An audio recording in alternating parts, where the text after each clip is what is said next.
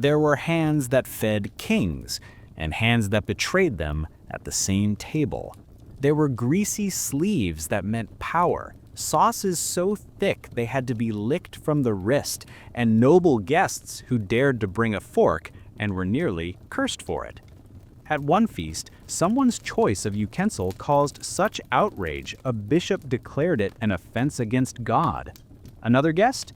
She touched nothing with her fingers and died shortly after. Coincidence? They didn't think so. Stay with me. The most unsettling parts come when you least expect them. In today's world, the table is a place of quiet choreography. Fork in the left, knife in the right, napkin folded just so, fingers reserved for bread at best. We've trained ourselves to keep our hands clean, our gestures minimal, and our bites tidy. Yet for centuries, human beings dined with ungloved fingers, reaching directly into shared platters, tearing meat, scooping up stews with chunks of bread, and savoring food through touch as much as taste. It's easy to smirk at such imagery, to see it as primitive, unsanitary, or simply uncouth. But the longer we look at these habits, the more fascinating they become. There's something oddly intimate, almost radical, about eating with your hands. Not because it's rebellious today, but because it once was the standard across classes, across continents, across generations. What changed? Perhaps the reason this topic holds such enduring appeal is because it unsettles us. It peels back layers of etiquette, challenges the supremacy of silverware, and forces us to reconsider the very way we relate to food. It's not just about manners, it's about culture, belief, identity, and the unspoken language of the body. To eat with your hands is to cross an invisible line between what's accepted and what's natural. It blurs the boundary between self and meal. It erodes distance between people at the table, between host and guest, between hunger and satisfaction.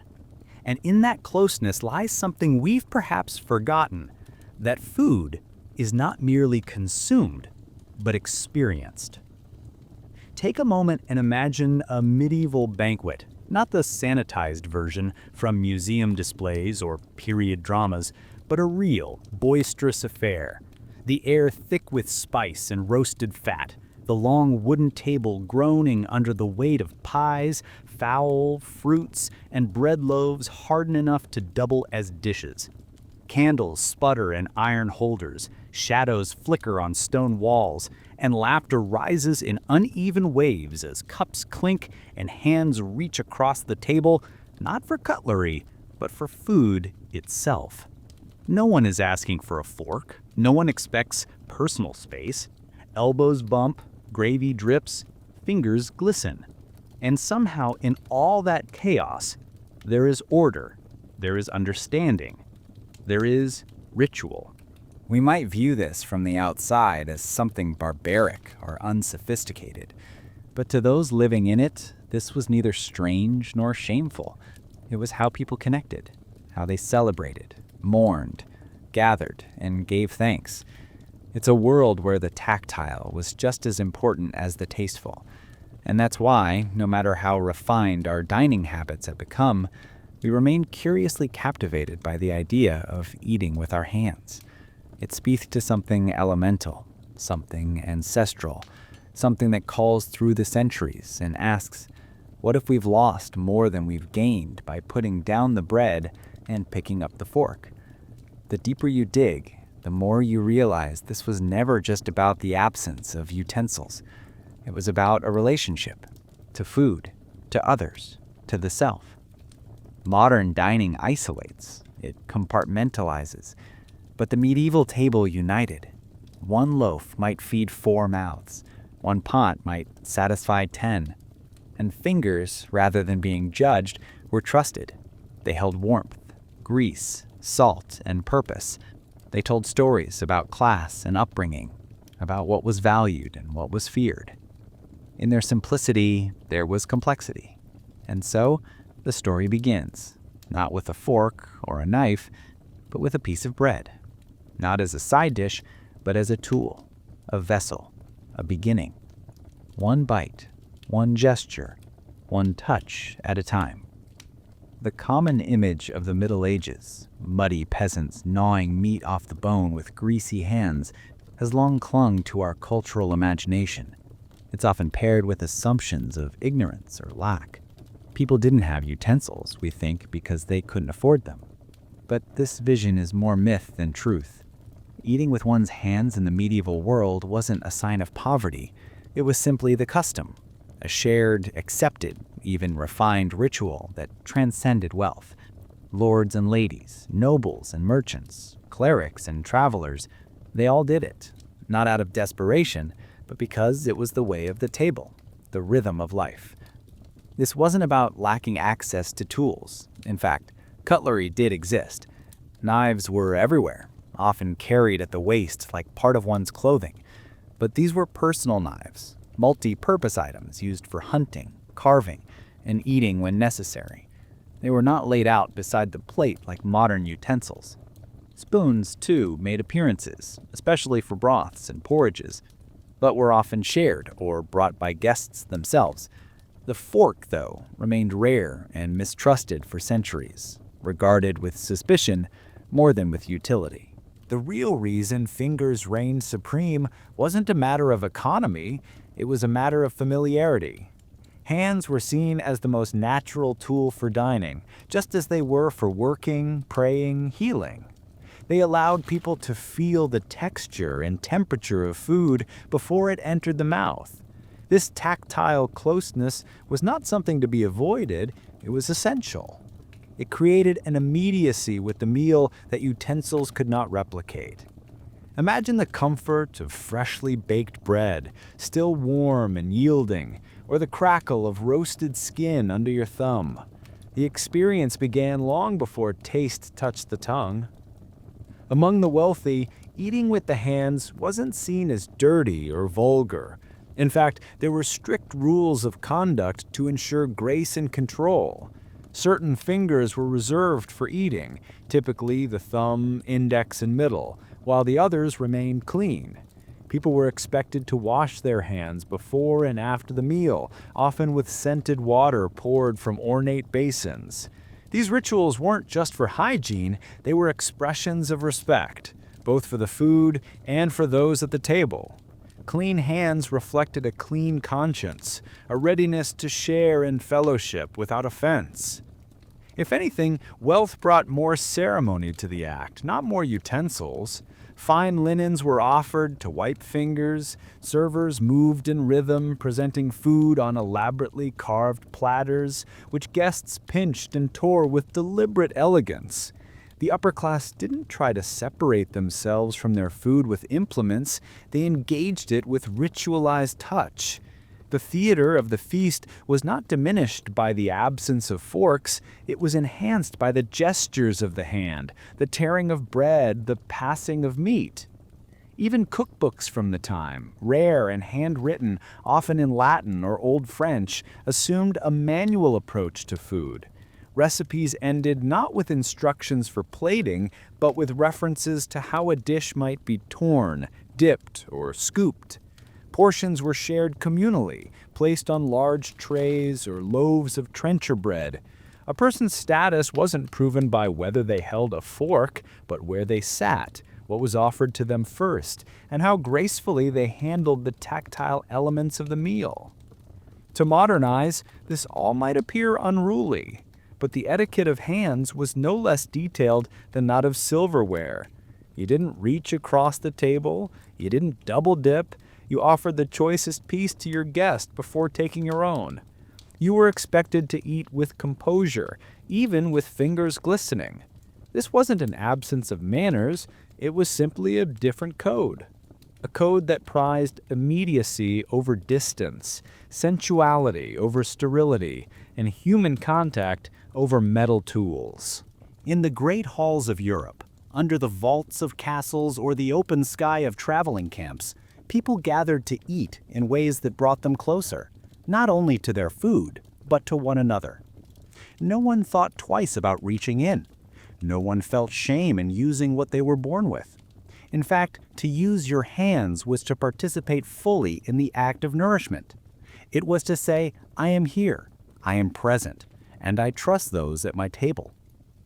Long before the clink of metal on porcelain became the soundscape of civilized dining, the human hand was already a perfected instrument of nourishment.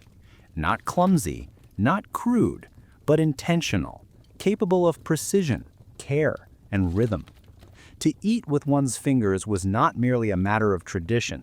It was rooted in a philosophy that valued directness and natural connection. In a world where the senses were not dulled by layers of formality, but embraced as pathways to understanding, the hand became a bridge between the body and the meal, between the self and the world. This idea of natural eating wasn't a medieval invention. Its roots stretched deep into antiquity, where the greatest minds of Greece and Rome saw the human form not as something to be tamed, but as something to be honored. Philosophers debated the virtues of moderation, simplicity, and sensory discipline, but few questioned the logic of using the body as nature intended. The hand, after all, was not separate from the mind, it was its executor. The Roman writer Apicius, whose surviving cookbook gives us a glimpse into ancient tastes, described meals that were prepared to be picked apart, not delicately forked. Platters of roasted game, honey-glazed fruit, and delicately spiced vegetables were offered communally, and fingers were part of the ritual. When the medieval world inherited the crumbling wisdom of Rome, it absorbed more than its roads and architecture. It took on its relationship to food, its public feasts, and its acceptance of the body as an essential player in dining. To eat with one's hands was to embody a link in the chain of cultural continuity, an unbroken thread that tied farmers and kings to philosophers and poets. The fingers were instruments of expression just as much as they were tools of consumption. But beyond heritage, there was a deeper logic at work. The hand allowed for a kind of intimacy that utensils could not offer. You could feel the heat of a roasted pear before biting into it. You could judge the tenderness of meat, the softness of bread, the thickness of a sauce, before it ever touched your lips. There was control in that, and responsibility. The tactile experience added a layer of sensory information that sharpened awareness, making eating a fuller act, not just of survival, but of experience. In this context, to insert a piece of metal between oneself and the meal could feel like an interruption, an artificial filter. Even the act of spearing or scooping with a tool shifted the relationship to food from something personal to something distant. Fingers, by contrast, allowed for subtlety. They could tear delicately, cradle gently, press lightly. They responded with nuance to the form and resistance of what they touched, allowing the diner to adjust their grip in real time, something a knife or spoon could never replicate. Cultural norms reflected this logic. In many societies, both Western and beyond, the hand was not just a feeding device, but a symbolic limb of the soul. Religious rituals from Christianity to Islam emphasized the importance of the hand in blessing, offering, and receiving. To feed oneself or others with the hand became an act not only of nourishment, but of intimacy and reverence. The same fingers that held bread could also make a sign of peace or gently wipe a tear. The body was not divided into clean and dirty roles, it worked as a whole. Of course, cleanliness mattered. The idea that medieval diners were careless or filthy is a modern misunderstanding. Ritual hand washing before and after meals was a well-established practice, especially in homes of means. Basins of rose-scented water were passed around, along with towels or perfumed cloths. Guests were expected to present themselves with dignity even when engaging their food directly. The gesture of washing hands was not merely hygienic, it was spiritual, ceremonial, a way of signaling respect for the meal and for one's companions. and the table itself was a reflection of this tactile world. Instead of individual plates, large platters invited shared interaction. Instead of rigid courses, dishes arrived in waves, overlapping and flowing. There was no need for a waiter to announce, "You may begin." People began when the bread was broken, when the first hand reached forward, when conversation gave way to flavor. The meal unfolded not as a performance, but as a living, breathing moment, a human moment. To eat with fingers, then, was not to regress into some unthinking state, but to engage with food in a way that was full of presence. It required attention. It fostered humility. And it asked us to trust ourselves, those around us, and the food before us. It wasn't laziness or lack of refinement. It was a conscious choice to feel, to taste, and to participate fully. In a world that now often favors speed and separation, there's something arresting about that kind of closeness, something ancient, something natural, something deeply, defiantly human. In a world where ceramic was costly, metal was a sign of status, and wood absorbed more than it gave back, bread became more than food. It became infrastructure. At the medieval table, the simplest and most reliable form of dining ware was not a plate or bowl, but a slice of hardened bread, known as a trencher. Thick, sturdy, and often several days old, this bread wasn't meant to delight the taste buds at first bite. It was meant to carry weight, literally. It held meat, sauces, vegetables, even fruit, absorbing juices and oils as the meal progressed.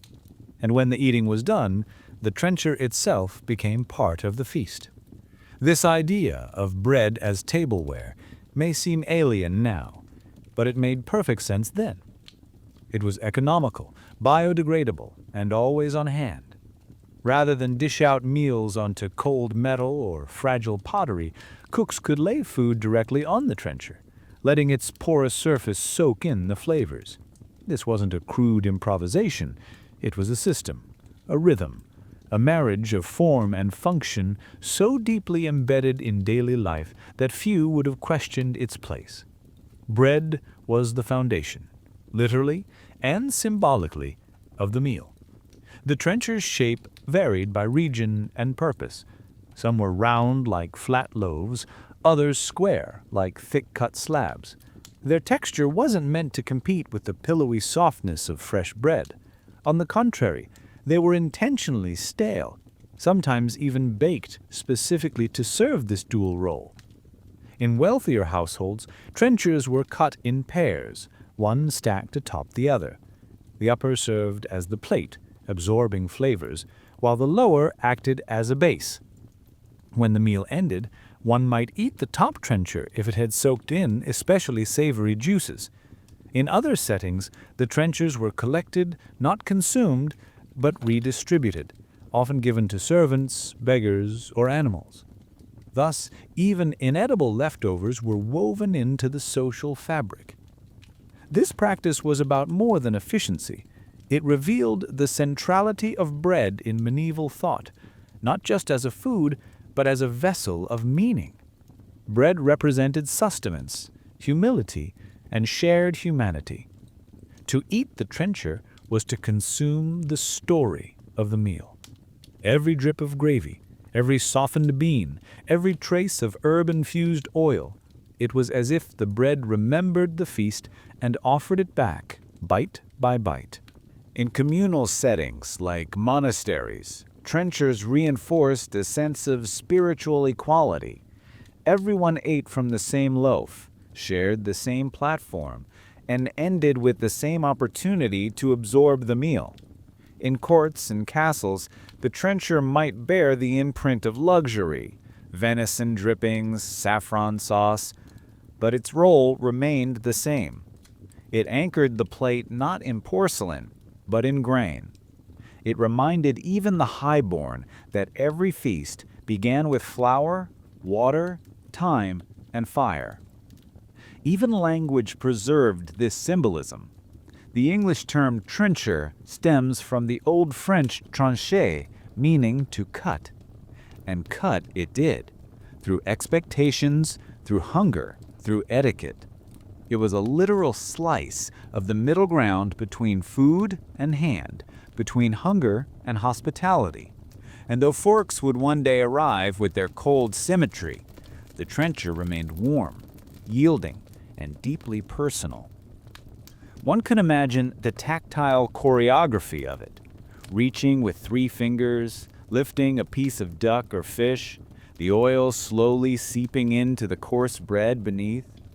No need for wiping, no need for scraping. The bread received it all. It was plate and sponge, record and offering. When it was time to end the meal, eating the trencher was not just practical, it was a quiet ritual, a soft farewell to the flavors that had just danced across the tongue. In today's world of disposable plastic and spotless dishwashers, the trencher feels almost revolutionary, a symbol of zero waste, of rootedness, of unity between food and form. But back then, it was simply what made sense. The idea that a plate should disappear at the end of the meal wasn't whimsical. It was wise.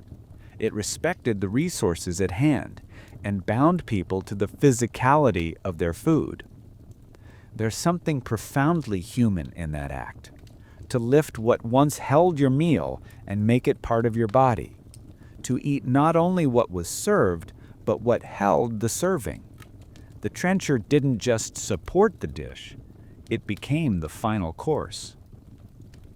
Picture a long wooden table set in a smoky medieval hall, not divided by individual plates or neatly arranged settings, but by the rhythm of shared platters and communal reach. There are no neat circles of food, no isolated servings waiting to be claimed. Instead, large boards, sometimes simple slabs of wood, other times elaborate carvings, groan under the weight of entire animals, sliced fruit, and bread loaves hardened to serve double duty. Everything is central, visible, and open to all. The food is not arranged to be admired, but to be taken. And everyone around the table knows exactly how that works, because the rules are not written. They are lived. This wasn't chaos, though it might appear that way to a modern observer. It was structure without division, order without portioning. The very absence of individualized servings created a form of social awareness, a choreography of glances and gestures. You had to pay attention to who reached first, to who waited, to who passed the meat instead of keeping it. In a world where the act of eating was deeply social, the table became a living map of hierarchy, generosity, and respect. Food, especially meat, was served on central boards for everyone to see. A roasted boar's head, glistening and stuffed with herbs. A pair of pheasants, feathers still attached for flair. Legs of mutton, ribs of beef, whole chickens lacquered in sauce. It was common for 2 or more people to share not only a platter, but a trencher, and to coordinate the act of eating as a small collective. You tore, dipped, offered, and only then consumed. The host might take the first bite, not as a boast, but as a sign of hospitality, ensuring the food was safe and inviting others to begin. There was no plating in the modern sense. You didn't wait to be served by a waiter with a portion sized just for you. You served yourself, but always with awareness of the group. That awareness wasn't just etiquette, it was survival. Take too much and you offended your host. Take too little and you insulted the cook. Pass something without being asked, and you earned a quiet nod of approval. Every action said something. This communal style of eating reinforced bonds. You knew your companions not just by their names, but by how they handled the bread, how they carved the meat, how they shared the wine. These subtle signals were often more telling than conversation. In noble courts, where alliances could be fragile and appearances meant everything, watching how someone ate was a kind of political reading. Did they share with the lower-ranked guest beside them? Did they pause to offer the last slice? Or did they take the choicest bite without a glance? Table manners were not just personal, they were public statements. And so the board became more than a surface. It was a social stage, and meat, especially meat, amplified the performance, because it was precious, because it took effort to prepare, because its scarcity made it symbolic. A shared piece of venison meant shared fortune. A bone picked clean together meant common purpose. Even scraps gathered and distributed to servants or the poor carried meaning of generosity, of surplus, of the moral order being preserved. Meals at such tables were not rushed. They unfolded slowly across courses, through stories, with music, conversation, and sometimes quiet observation. The act of reaching across the board, of breaking off a portion and passing it to someone else, required trust. Not just that the food was safe, but that the social contract would hold, that no one would disrupt the balance, that everyone knew their part in the dance. Modern dining, with its individual portions and silent distance, can feel more controlled, but less connected. In contrast, the medieval board was full of touch, of risk, of cooperation. You had to navigate not only the flavors, but the people. And in that, the meal became more than sustenance. It became memory. It became negotiation. It became a mirror of the world outside the hall. So while the image of carving meat on a wooden board and letting hands do the rest might feel rustic now, it was anything but thoughtless. It was intimate, strategic, alive.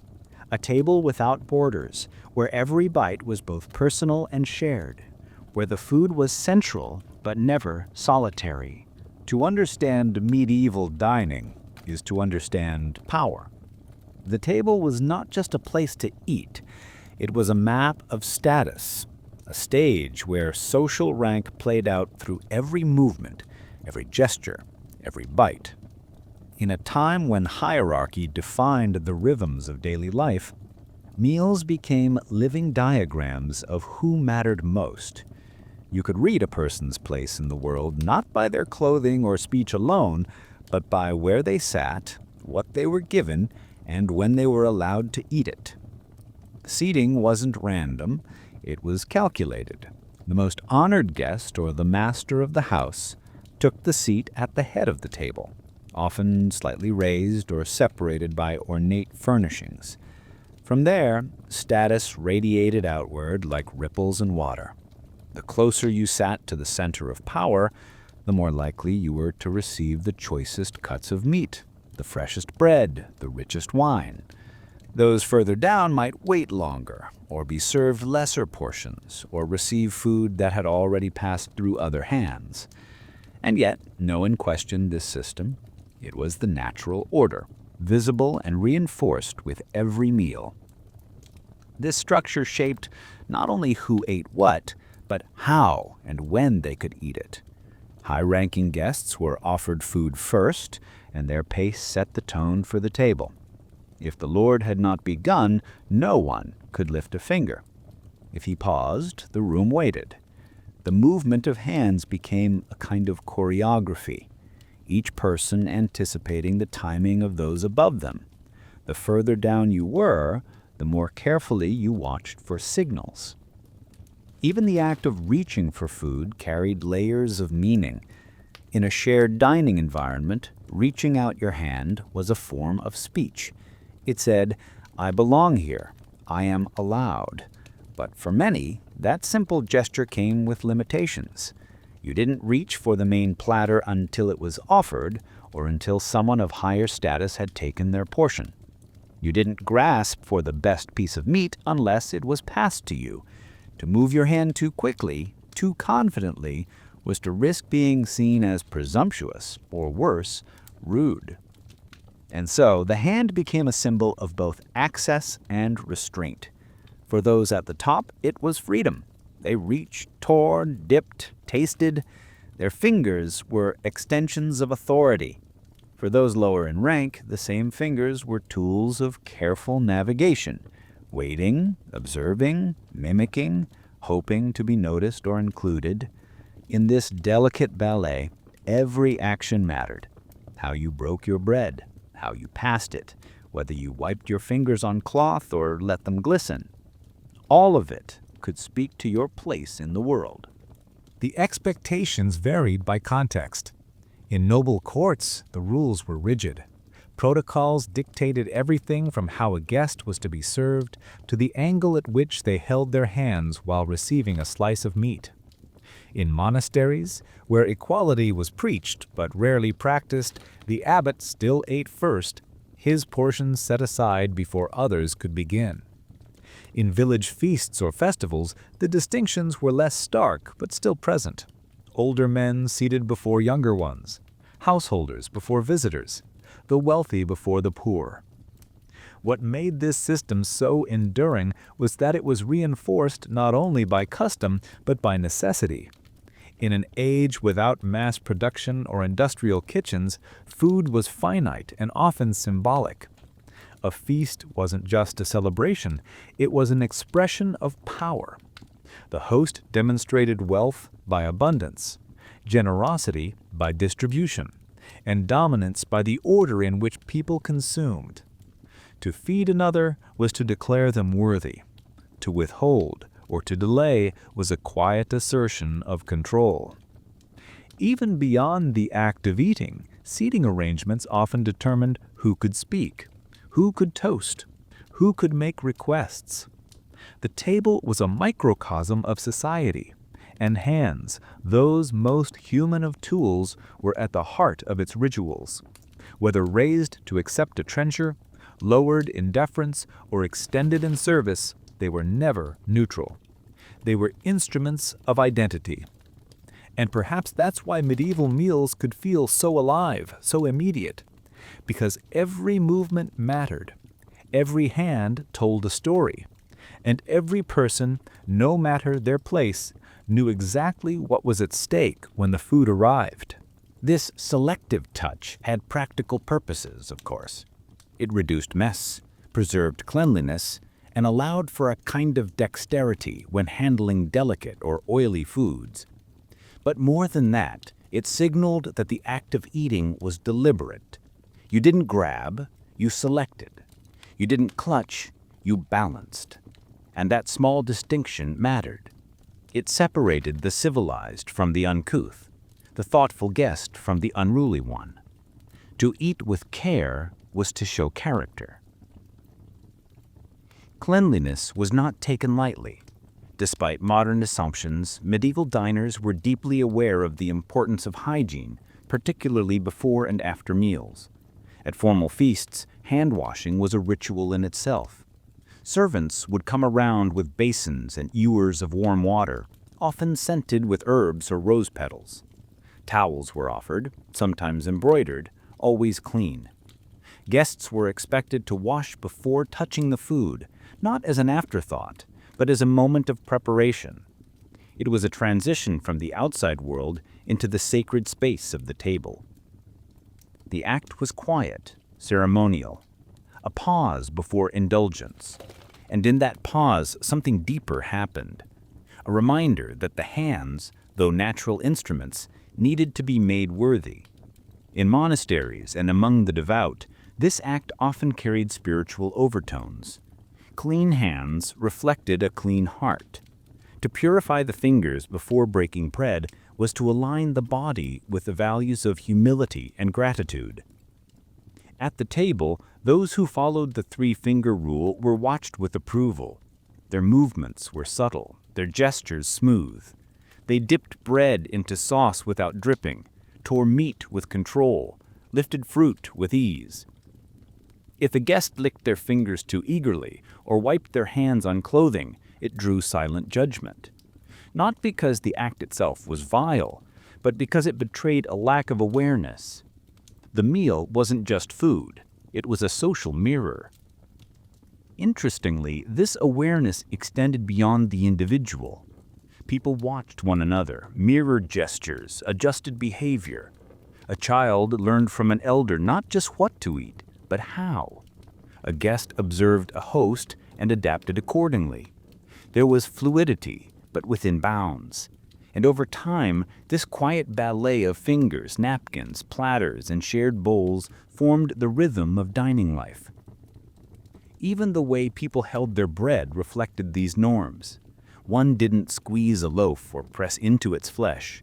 It was torn gently, as though preserving its shape honored the hands that had baked it. A piece of meat wasn't ripped away with force. It was eased from the bone, passed to another if needed, fingers positioned with the care of someone passing a treasure. And though the absence of utensils might suggest a loss of distance or decorum, the truth was the opposite. The body became the etiquette. The gesture became the rule. There is something deeply human in that practice, something that perhaps we've forgotten in the era of sanitized tools and stainless surfaces. Eating with hands, particularly with the discipline of 3 fingers, brings the diner closer to the food, but not recklessly so. It invites engagement, but within form. It offers touch, but with restraint. And in that balance lies the beauty of the medieval table. Not chaos, but choreography. Not hunger alone, but harmony. The image of medieval diners tearing into food with their bare hands often conjures thoughts of unruliness and disorder, a table where hunger ruled and manners were optional. But this is a modern fiction. The reality was far more complex, shaped by a deep-rooted code of behavior that governed not just what one ate, but how one touched, offered, gestured, and responded at the table. Etiquette did exist, and it was enforced with seriousness, especially among the upper classes. Far from being lawless, the medieval feast was a carefully orchestrated social performance, where fingers moved with intent and behavior was tightly controlled. Long before the rise of forks and fine porcelain, there were rules for how to behave in the presence of food and others. These were not vague customs, but specific expectations often recorded in manuals of conduct, such as the Book of the Civilized Man or the courtesy books that circulated in noble households. Children of noble birth were taught from a young age how to sit, how to wait, how to serve, and, most importantly, how to behave when food was set before them. A well-mannered person didn't simply eat. They honored the moment through restraint and grace. One of the most essential rules was simple: don't begin before the host. No matter how hungry one might be or how tempting the dishes appeared, no hand was to move toward the food until a signal was given, either the host taking the first bite or offering a formal invitation to eat. To reach early was not just impolite, it could be seen as a personal offense, a disruption of social harmony. There were clear prohibitions against wiping greasy hands on clothing, or worse, using hair or fur as a substitute for a napkin. Fingertips were to be wiped discreetly on linen cloths, or when none were available, on bread crusts. It was also considered impolite to lick fingers too obviously or to make loud smacking sounds. Silence was not expected, but composure was. You could speak, laugh, even sing at a festive table, but chewing noisily or talking with your mouth full was deeply frowned upon. How one handled food also revealed character. Tearing bread with both hands was acceptable, but crushing it or playing with it idly was not. Picking through a shared dish to find a favorite piece was considered selfish, and drinking from a cup? That came with its own rules. If you were sharing, you turned the vessel slightly before sipping to avoid putting your mouth where another's had just been. Even passing a cup came with subtle etiquette, offering it with your right hand, ensuring the rim faced outward, never forcing it on someone who declined. Gestures mattered just as much as words.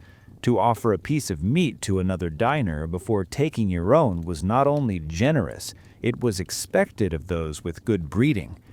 To serve others, especially guests or elders, before yourself was a display of humility. Even the way you sat had implications. Slouching or leaning too far over the table suggested impatience or entitlement. A straight posture, calm hands, and attentive eyes reflected dignity. These behaviors were more than formalities. They were reflections of one's upbringing, alliances, and social intelligence. At court, where every movement could be read as political theater, a well-executed gesture at the table could enhance one's reputation. A misstep could just as easily erode it. To remain calm, courteous, and composed under the eyes of nobility was to demonstrate that you belonged in their company. And yet, etiquette was not only for the aristocracy. Among merchants, craftsmen, and even farmers, there existed local customs, rules learned through observation and repetition. A father corrected his son at the table, not with scolding, but with a look, a pause, a withheld bite. Community feasts, guild dinners, and holiday celebrations all came with their own informal codes, shaped by region and tradition, but always with the same purpose: to maintain order and honor among those gathered. Even the hands themselves were trained. One hand was for eating, the right, and the left was generally avoided in many European regions, as it was associated with personal hygiene or other tasks. To eat with the left hand could be seen as unsanitary or disrespectful. Thus, the orientation of the body, the direction of the reach, the quiet coordination of fingers all became part of the silent language of the table. In the end, eating in the Middle Ages was not just a matter of satisfying hunger. It was a test of behavior, a space where personal discipline met public ritual. Manners were not ornamental, they were foundational. They communicated trustworthiness, self-control, and a shared understanding of the world's order. The table, with all its shared boards and bowls, was not a free-for-all. It was a finely tuned setting where the human hand, guided by culture and code, moved with intention. To touch food is to know it in a way that no tool can replicate. In the medieval world, where eating with fingers was not only common but expected, this intimacy between hand and meal formed the core of the dining experience. The connection wasn't incidental, it was deliberate. It brought people closer to what they ate, and, by extension, to one another. The warmth of a loaf, the resistance of meat, the softness of fruit, each sensation was a message. The hand didn't just carry food to the mouth, it introduced it, measured it, explored it. This wasn't crude behavior, it was sensory literacy. Before a bite ever touched the tongue, the fingers had already offered information. They could detect whether a pie was fresh, whether a stew was still hot, whether a piece of cheese had aged to the point of perfect pliability. These textures guided expectation. The hand created anticipation, allowed the eater to feel weight, density, moisture, and even temperature. Food, in that tactile moment, became more than sustenance. It became personal. This closeness transformed eating into a form of dialogue, one spoken through the fingertips, a crusty edge breaking under pressure, oil clinging to the pad of a finger, a fig split in slightly with a gentle press. The experience was layered, unfolding before a single flavor touched the mouth. There was trust involved too, a silent confidence that the food wouldn't betray you, that the meal was crafted with care, not just for taste, but for touch. But it wasn't just the food that people touched, it was each other. Not in grand gestures, but in small, meaningful ones. Passing bread hand to hand, placing a shared cup into another's grasp, offering a piece of meat torn from the same source. These exchanges held weight. A piece of food passed without a word might carry more than generosity. It could hint at alliance, flirtation, forgiveness, or favor. The table, after all, was a stage for human connection, and fingers were its primary instruments.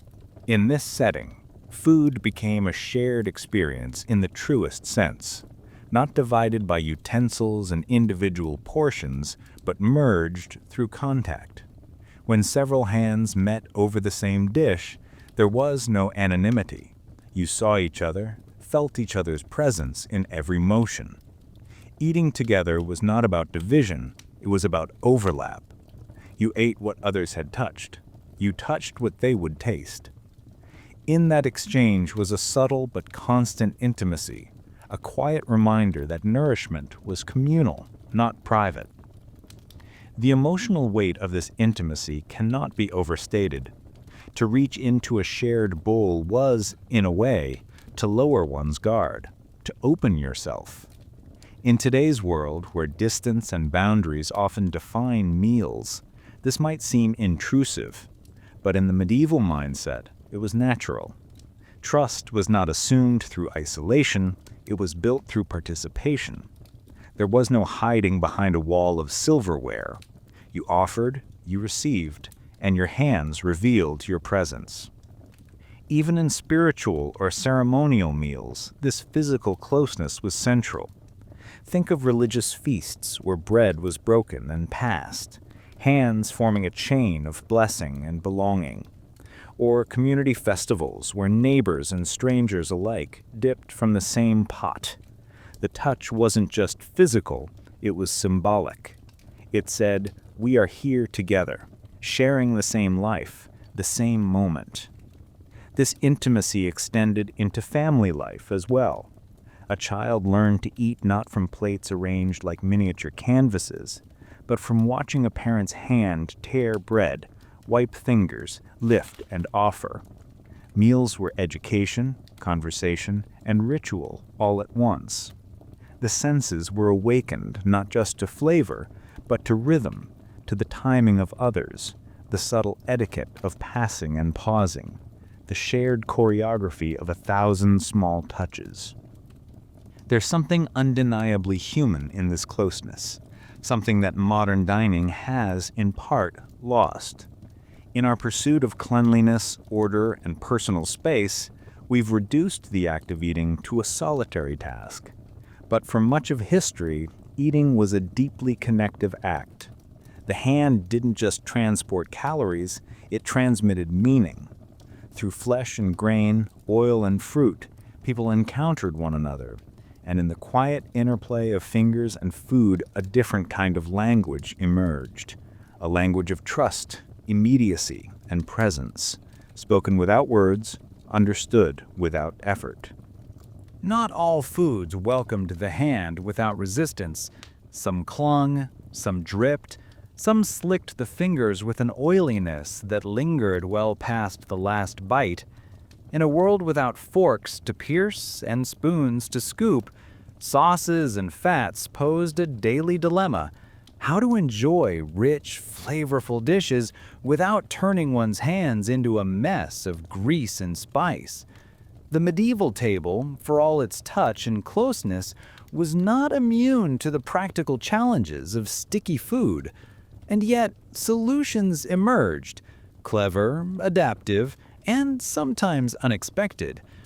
At the heart of the issue were the very elements that made medieval cuisine deeply satisfying: butter, rendered fat, goose drippings, thick meat gravies, herb-infused oils. These weren't afterthoughts, they were essential. A good dish was a moist dish, one that filled the mouth not only with flavor, but with richness, weight, and depth. Dryness was frowned upon. If the food didn't glisten, it wasn't finished. But this very succulence made fingers slippery and stained, and even the best trained hand couldn't avoid contact with the mess. Yet cleanliness still mattered, particularly at noble tables, where appearance and control were constant concerns. And so diners developed strategies, not to eliminate the mess entirely, but to manage it with subtlety. One of the simplest tools was the trencher bread. We've already seen it act as a plate, but its secondary function was just as important. It soaked up juices, catching drips before they hit the fingers. A piece of duck swimming in cherry glaze might be lifted atop a trencher slice, allowing the sauce to seep into the bread, which could then be eaten as a final flavor-rich course. No drop wasted, no finger drenched. Napkins, too, played a growing role. Though not always provided to every guest, they were increasingly present at wealthier feasts, particularly in the later Middle Ages.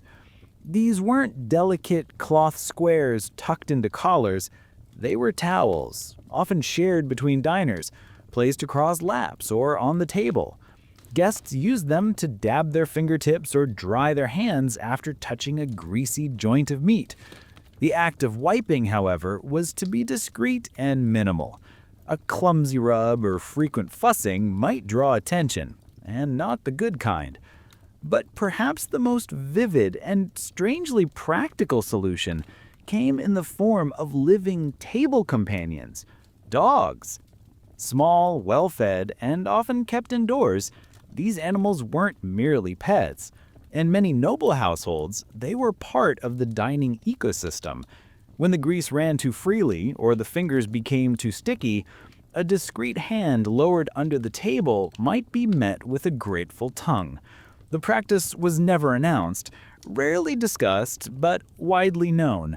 And while it would scandalize a modern diner, it was seen then as just one more part of the unspoken agreement between humans and animals, especially those invited into the warmth of the feast. In some cases, diners even brought cloths of their own. A traveler might carry a square of linen or wool tucked into a belt, used throughout the day for any number of tasks, eating included. These multi-purpose cloths could clean hands between courses or even help handle food that was too hot or too slick. They were personal items, worn and familiar, and often absorbed with the smells and traces of many meals. Still, there was an art to navigating oily or saucy food with bare hands. Experienced diners developed a sense of timing and touch. They learned which dishes to lift quickly and which to rest briefly before grasping. Some would gently pinch only the driest part of a piece of meat, letting the wetter section fall away. Others used bread like tongs, folding a slice around food to carry it to the mouth. These gestures weren't awkward, they were elegant, refined through repetition and observation. Even shared dishes, like stews or spiced rice, were approached with care. A guest might scoop with bread, not fingers, or use a communal spoon if one was provided. In such cases, the focus was always on balance, to enjoy the dish fully without crossing into indulgence that became disruptive or vulgar. It wasn't the grease itself that offended, it was the failure to manage it with grace. And so, the sauces and oils of medieval cooking played a dual role. They were both a challenge and an opportunity, a test of a diner's tact, skill, and social awareness. They made the food richer, the eating messier, and the rituals more necessary. Through these sticky encounters, the table became not just a place of consumption, but of discipline and adaptation. It asked, can you enjoy excess without losing control? Can you touch deeply without leaving a stain? In this tension between flavor and finesse, the medieval eater found a kind of mastery, not by avoiding the mess, but by knowing how to live within it. And perhaps that's the deeper lesson, that even in the greasiest corners of a feast, elegance is possible, and the fingers, when trained by tradition, are more than capable of rising to the occasion. Not everything in the medieval kitchen was meant to be torn, pinched, or scooped with bread. As tactile and finger-driven as the era's dining customs were, there remained certain foods that demanded something more, something shaped, curved, and cupped. When the meal turned to liquid, when the dish steamed with broth or pooled with warm milk, the spoon emerged not as an indulgence, but as a necessity. It wasn't a symbol of status or sophistication, it was a tool of function, used where the hand could no longer go. Soups, stews, porridges, pottages, these were the heart of everyday medieval meals. Dense with grains, thickened with root vegetables or enriched with animal fat, they formed the base diet for rich and poor alike.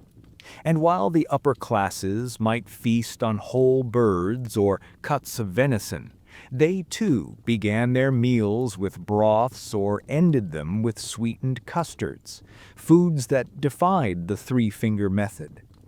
For these dishes, the spoon was essential. But even here, its use was not always individualized. In many households, especially among the lower classes, spoons were shared, passed around, or used communally from a single bowl. The earliest spoons were simple in design, carved from wood, shaped from horn, sometimes cast in pewter or bone. Metal spoons were prized and rare, often reserved for hosts or honored guests. Their curved forms made them adaptable and durable, but they were also a kind of portable possession. Like the personal knife, a spoon might be carried with the traveler, tied to a belt, or tucked into a pouch. It wasn't unusual for someone to bring their own to a feast, especially if they anticipated a dish that required one. And yet the presence of the spoon didn't disrupt the tactile culture of the meal. It complemented it. Most dishes still arrived in forms meant to be handled, torn, or dipped, but when the pot at the center of the table steamed with lentils or barley, the spoon was passed around with care. One guest might take a few measured bites, then offer it to the next, wiping it on a cloth if needed. There was a rhythm to this, an unspoken understanding that etiquette still applied, even in the thick of stew. At monastic tables, where meals were often eaten in silence, the spoon took on a particularly functional role. The diet was simple: gruel, vegetables, small fish, and the act of eating was quiet, methodical. Here, spoons became extensions of discipline, their shape chosen for efficiency more than style. They slid through porridge without waste, cupped the thinnest broth without dripping, offered nourishment without breaking the stillness. Among nobility, the spoon began to acquire decorative elements over time. Handles were engraved, bowls shaped with flair, and materials upgraded. Still, their use remained limited. They were never the center of the meal, never the pride of the table. That role still belonged to the hand and the bread. But in moments of necessity, the spoon earned its place, not as a status symbol, but as a problem solver. Interestingly, the spoon's presence also influenced the structure of meals. Certain courses became identified with it. The arrival of a broth might signal the beginning, a sweet milk-based dessert the end. These dishes had a rhythm of their own, separate from the meat and bread core of the meal. And so the spoon, humble though it was, helped pace the dining experience, introducing softness, slowness, warmth. It offered a pause between the messier, more active courses, a moment to cradle the bowl, to lean in, to savor without tearing or dipping. It also offered comfort. In times of illness, age, or fasting, when fingers might be too weak or when rich food was forbidden, the spoon became the favored tool. Thin broth, seasoned lightly, might be all a person could manage, and in those moments the spoon wasn't optional. It was essential. A quiet companion in solitude, a vessel of recovery. And so, though it never reached the iconic status of the knife or the cultural controversy of the fork, the spoon moved gently through the medieval world, present but not flashy, vital but not revered. It slipped into bowls, stirred the pot, brought warmth to the lips. It reminded diners that not all food was meant to be torn, and that even in a world of touch and grip, there was still room for a curve of wood and a simple scoop. Where there was a spoon, there was a different kind of closeness. Not the bold intimacy of shared meat, but the quiet, sustaining touch of something warm and slow, carried from bowl to mouth, hand to heart. Among all the tools that might appear at a medieval table, none carried more weight, literally and symbolically, than the knife. It was the one utensil nearly everyone agreed belonged at the meal, yet it rarely waited politely beside a plate. The knife came with you. It was yours, a possession as personal as your belt or boots. It lived on your hip, in a sheath, ready to be drawn not for battle, but for bread and bone. Unlike forks, which would remain for centuries a curiosity at best, and a scandal at worst, the knife was both tool and companion, ever present and entirely expected. To eat without a knife was unthinkable, especially in a world where meat often arrived whole, uncarved, and with every part intact. This was food that needed managing. Slabs of pork, joints of lamb, thick fowl with skin intact and bones waiting to be separated. It all required intervention. The knife's edge did more than slice. It granted access. It allowed you to portion, to share, to pair, to prepare each bite to suit your mouth. It was not only functional, it was deeply social. To offer your knife to another person was an act of generosity and sometimes of trust. But this wasn't a communal blade passed around the table. The expectation was that each person brought their own. Knives were not laid out in uniform rows like modern cutlery. They varied in size, shape, and sharpness, often reflecting the personality and means of the owner. A merchant might carry a well-balanced tool with a polished handle. A peasant might use a rugged, worn piece that doubled for tasks in the field. Among the nobility, knives could be elaborately decorated, their handles carved from bone, wood, or even ivory, their sheaths inlaid with metalwork. And yet, even with such variation, the presence of a knife at the table was never questioned. Its role was clear. But what's striking is what wasn't there: the fork. For centuries, the fork remained largely absent from European dining. It existed, in theory, having been seen in parts of the Byzantine Empire and used ceremonially in the East. But in the West, it was met not with curiosity, but with suspicion. Why stab your food with a miniature trident when you had fingers, bread, and a perfectly serviceable knife? When the fork did appear, brought over by noble brides from distant courts or introduced by eccentric dignitaries, it was treated with a mix of disdain and fascination. Church leaders criticized it as decadent.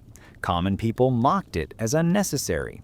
Some even viewed it as arrogant, as if using a fork was an attempt to avoid touching God's creation with the hands He had given you. To eat without fingers was, in some eyes, to separate yourself from the natural world, from humility, even from gratitude. There was something deeply ingrained about the knife and hand dynamic. It was balanced. You cut with one, lifted with the other. The act was physical, intentional. You felt the resistance of the meat, the give of the bread. You learned how to angle the blade, not just to divide, but to guide. A good diner didn't saw wildly or hack away. They used the knife like a pen, precise and efficient. Skill with a knife was admired. It showed not only you could eat, but that you understood the food, respected it. At large feasts, carvers held honored positions. They moved from guest to guest, slicing meats with practiced rhythm, knowing exactly how to divide portions without waste or insult. But even then, once the food reached you, your knife took over. It completed the process. It turned offering into eating. There were rare exceptions. In some wealthy homes, guests might be provided with knives, often engraved or matched to the decor of the table. But this was the exception, not the rule. For the most part, your knife was yours. You carried it in, used it with care, and carried it out. It stayed close to you, part of your daily life, as essential as your pouch or your key. This intimacy with the knife made the fork's arrival all the more jarring.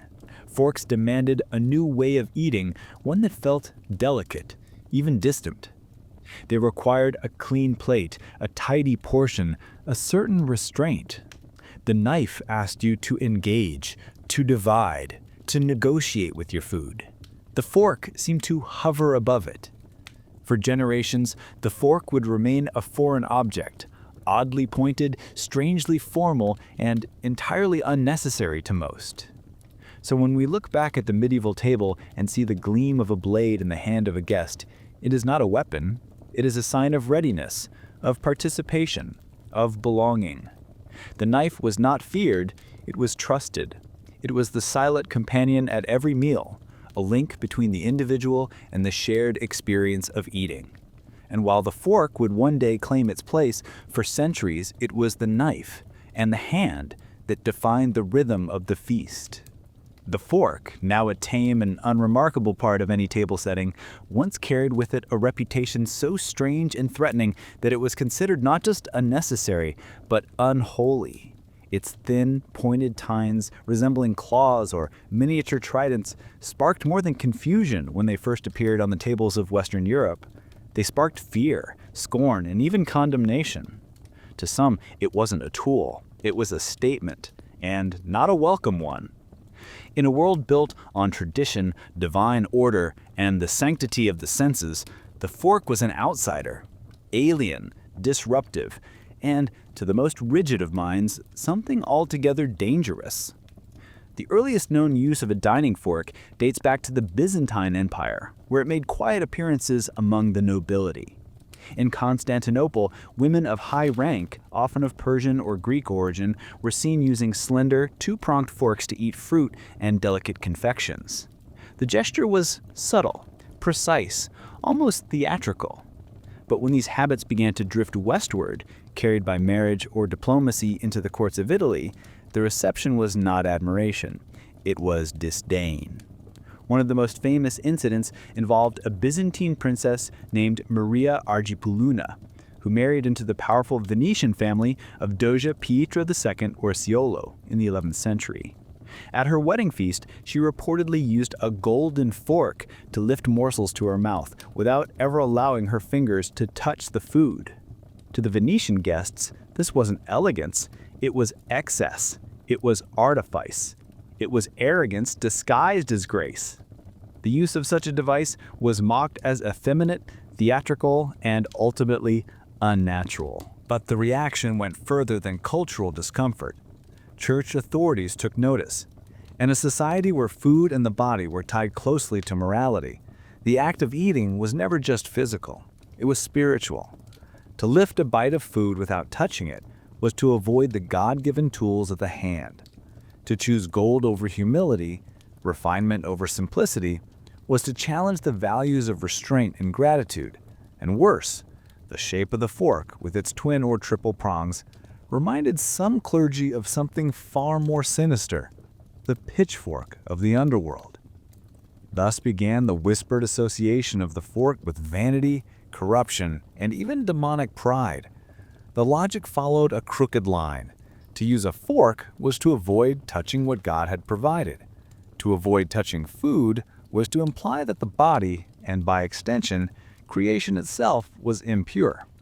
Such an idea challenged centuries of theology that embraced the physical world, not just as a necessity, but as a divine gift. And so the fork, rather than being dismissed as a novelty, was labeled dangerous, not because of what it did, but because of what it suggested. This fear was especially strong in Italy, where Catholic traditions and deeply rooted culinary customs left little room for mechanical interference. Eating with fingers was not seen as crude, it was honest, embodied, and anchored in history. The fork, in contrast, was aloof, a cold middleman, a device that removed the eater from the food, from the table, from others. Even among the wealthy, its use remained limited and often hidden. To be seen eating with a fork could invite ridicule or worse, judgment, not only from the clergy, but from peers who considered such behavior as pretentious or foreign. It didn't help that the fork was associated with outsiders, Eastern brides, strange guests, travelers from courts where habits were unfamiliar. In an era where the foreign often equaled the suspect, the fork became a silent sign of difference, of someone not rooted in the same soil, not guided by the same customs. And in a time of superstition and rigid order, difference was often just a few steps away from danger. The resistance was not universal, but it was strong enough to keep the fork in the shallows for centuries. While knives and spoons carved out stable places at the table, the fork lingered on the edges. It appeared in art as a curiosity, in inventories as a gift, but rarely in the hand of the everyday diner. When it was used, it was often reserved for the very softest, most awkward foods, perhaps candied fruit or boiled vegetables. And even then, it was handled with a quiet sort of doubt, as though the user were uncertain whether they were improving the meal or offending tradition. It would take time, generations of slow change, and the boldness of certain noble figures to shift the narrative. But in these early chapters, the fork remained a symbol not of refinement, but of rebellion, a sleek, gleaming challenge to the sacred bond between hand and food. And in a culture where eating was as much about belief as it was about nourishment, such a challenge felt less like progress and more like a quiet invitation to something dark. The transformation of the fork from a suspicious outsider to a respected table companion didn't happen through gradual consensus. It took risk, defiance, and a few individuals who dared to reach for something their neighbors scorned. These early adopters, often from noble or foreign backgrounds, were not simply trying to revolutionize the act of eating. In many cases, they were trying to remain faithful to their own customs or personal sense of dignity. But their choices did not go unnoticed. To lift a fork in Europe during its early centuries was not a neutral act. It was a statement, and often one that provoked more whispers than praise. The most famous of these early figures was again Maria Argyropoulos, the Byzantine princess who used a golden fork at her 11th century Venetian wedding. Her gesture, delicate and precise, might seem ordinary today, but to her hosts it bordered on the absurd. To avoid touching food with her fingers, to use a foreign tool made of precious metal, seemed like an insult to the meal itself. Local observers described her behavior with incredulity, even disdain. And when she passed away not long after her arrival in Italy, possibly from illness, possibly unrelated, some clerics saw it as divine punishment. Her fork, in their eyes, had not only separated her from her food, but from grace itself. But she was not alone. Over the next several centuries, the fork began to appear, rarely, quietly, on the tables of the very highest nobility, especially among those with Eastern or Mediterranean ties. In 14th century Naples and Florence, forks began to surface at royal banquets, often used by queens, foreign consorts, or educated aristocrats who had spent time abroad. These were not common utensils. They were often custom-made, delicately crafted, and used for specific foods like candied fruit, poached pears, or sweetmeats. Still, their presence raised eyebrows. Catherine de' Medici, perhaps the most famous culinary import-exporter in history, is often credited, somewhat romantically, with helping the fork find its footing in France. Married to Henry II in the 16th century, Catherine brought with her a suite of customs from the Italian courts, including an entourage of cooks, recipes, and dining tools. Among them was the fork. And while it wasn't adopted widely during her time, it began to gain traction among the elite, especially in moments where refinement and display mattered more than tradition. But adoption wasn't easy.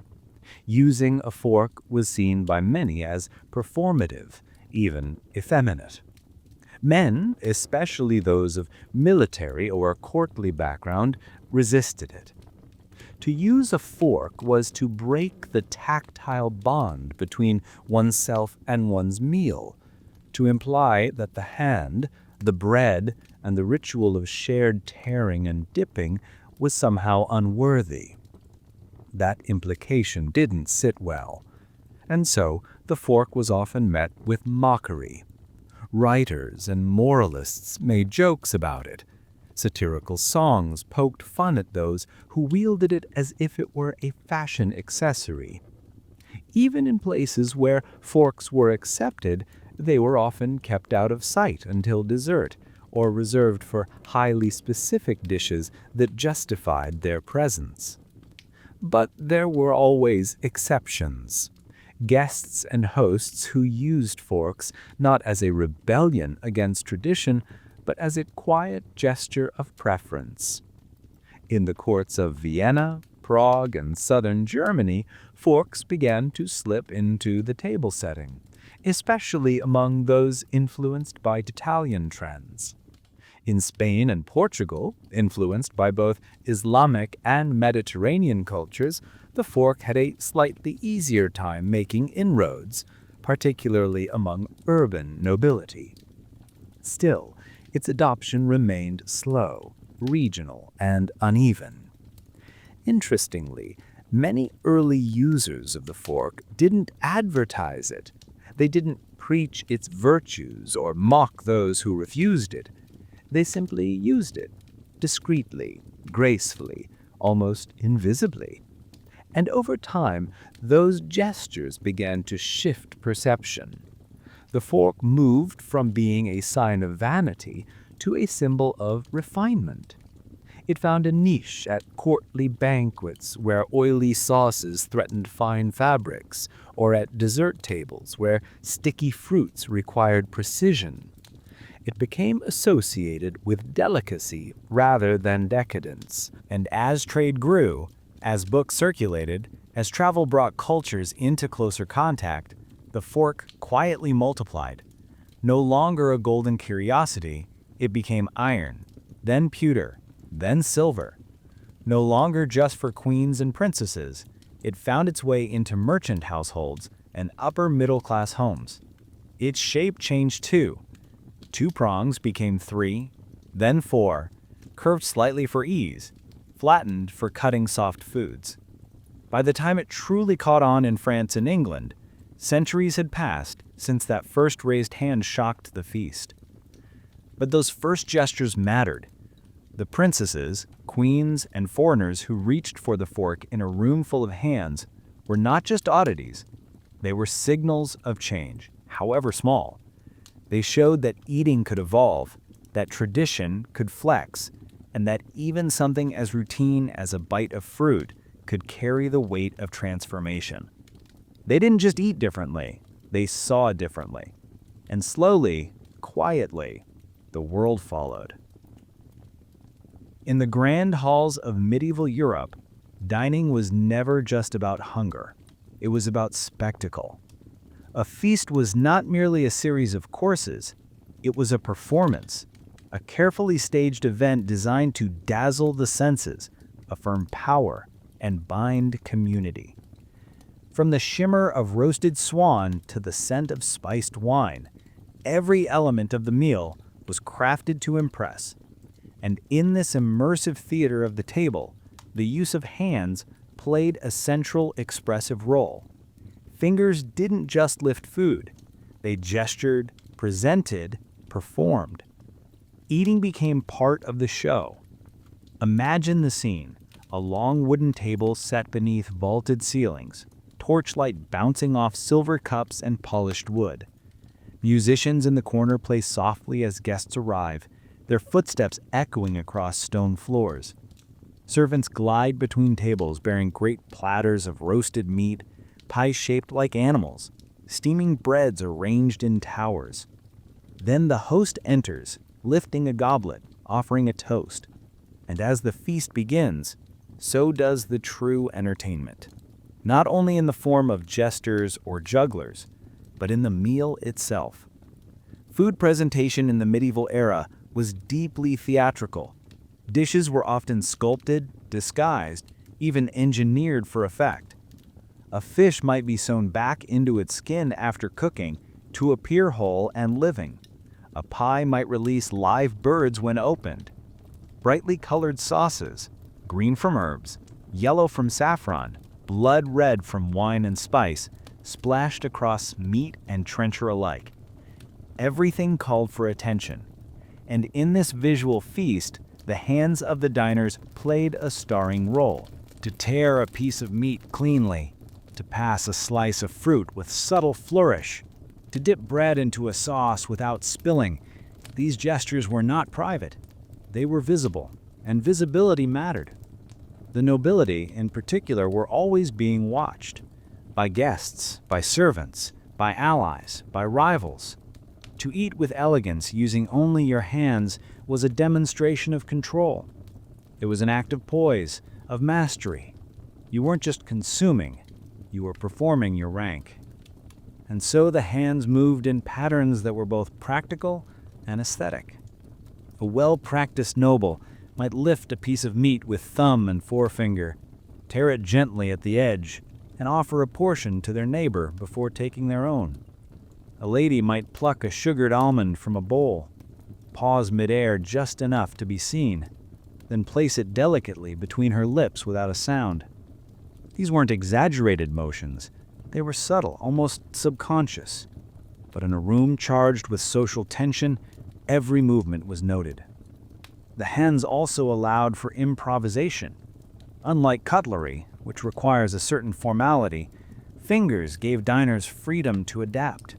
You could roll bread to form a scoop, mold it into a pinch, use it to press or wrap. You could respond instantly to the shape, temperature, and texture of the food. And this spontaneity created a kind of choreography, an unscripted dance between guest and dish, always in motion, always aware of its audience. Of course, the show extended beyond the diners. The carving of meat at the table itself was a performance. The master carver, trained in both technique and timing, would approach with a practiced hand and a sharp blade, slicing meat mid-air, separating joint from bone with practiced grace, sometimes naming the cut aloud as it fell. This wasn't just service, it was drama. The carver's success reflected on the host. His control was part of the host's power, and his performance a gift to the table. And then there were the dishes designed specifically to shock and amaze. A peacock, feathers reattached after roasting, brought an upright with gilded beak.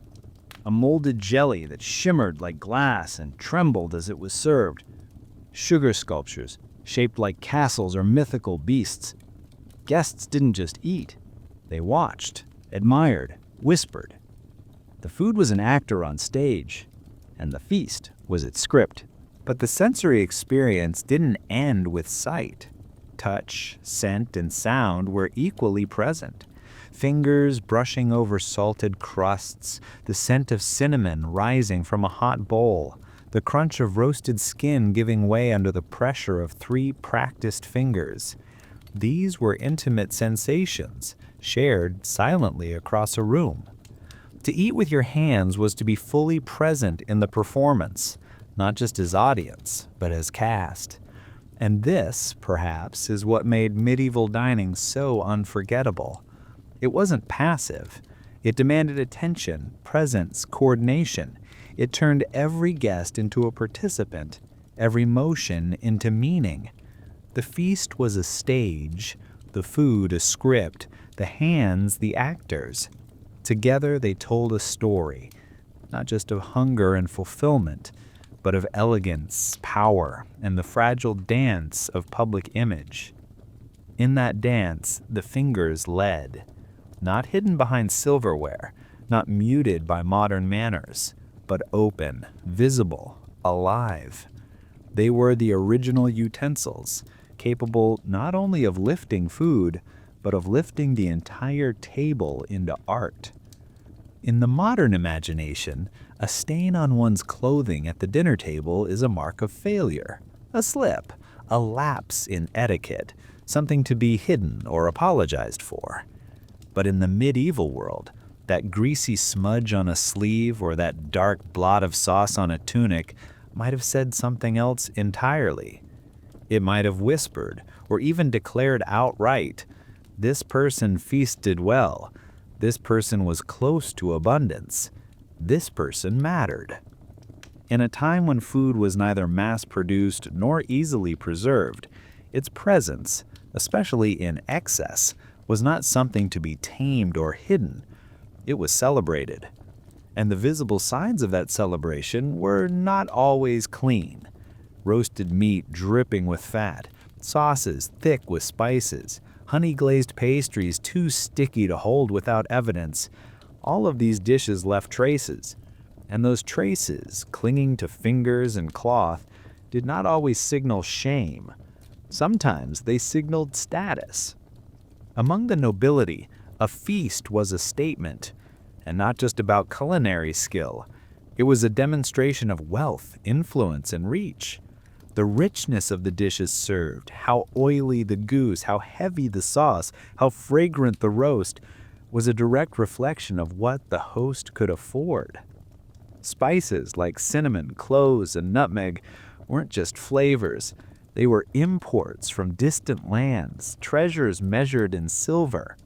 Animal fat too had its own economy, rendered from prized livestock, cooked into layers of bread, meat, and pastry until every bite gleamed. To eat well was to eat richly, and to eat richly was to get messy.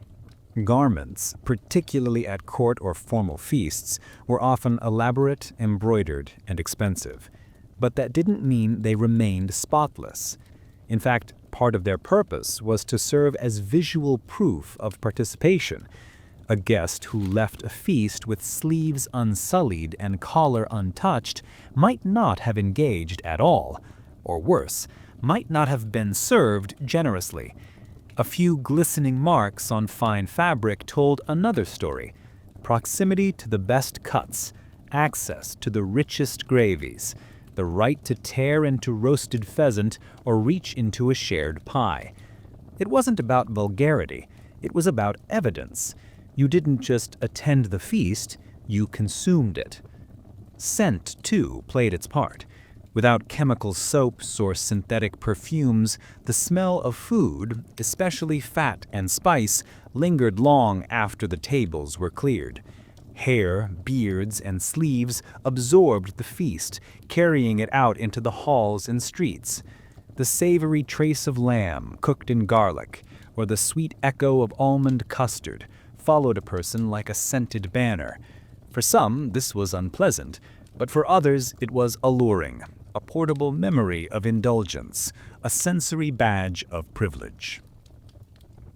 Servants were often tasked with discreetly cleaning guests' hands between courses, bringing basins of warm water and linen towels, sometimes perfumed with herbs. But these efforts had their limits. A rich sauce splashed onto brocade didn't vanish with a swipe. A smear of duck fat on velvet left its mark, and not everyone rushed to remove it.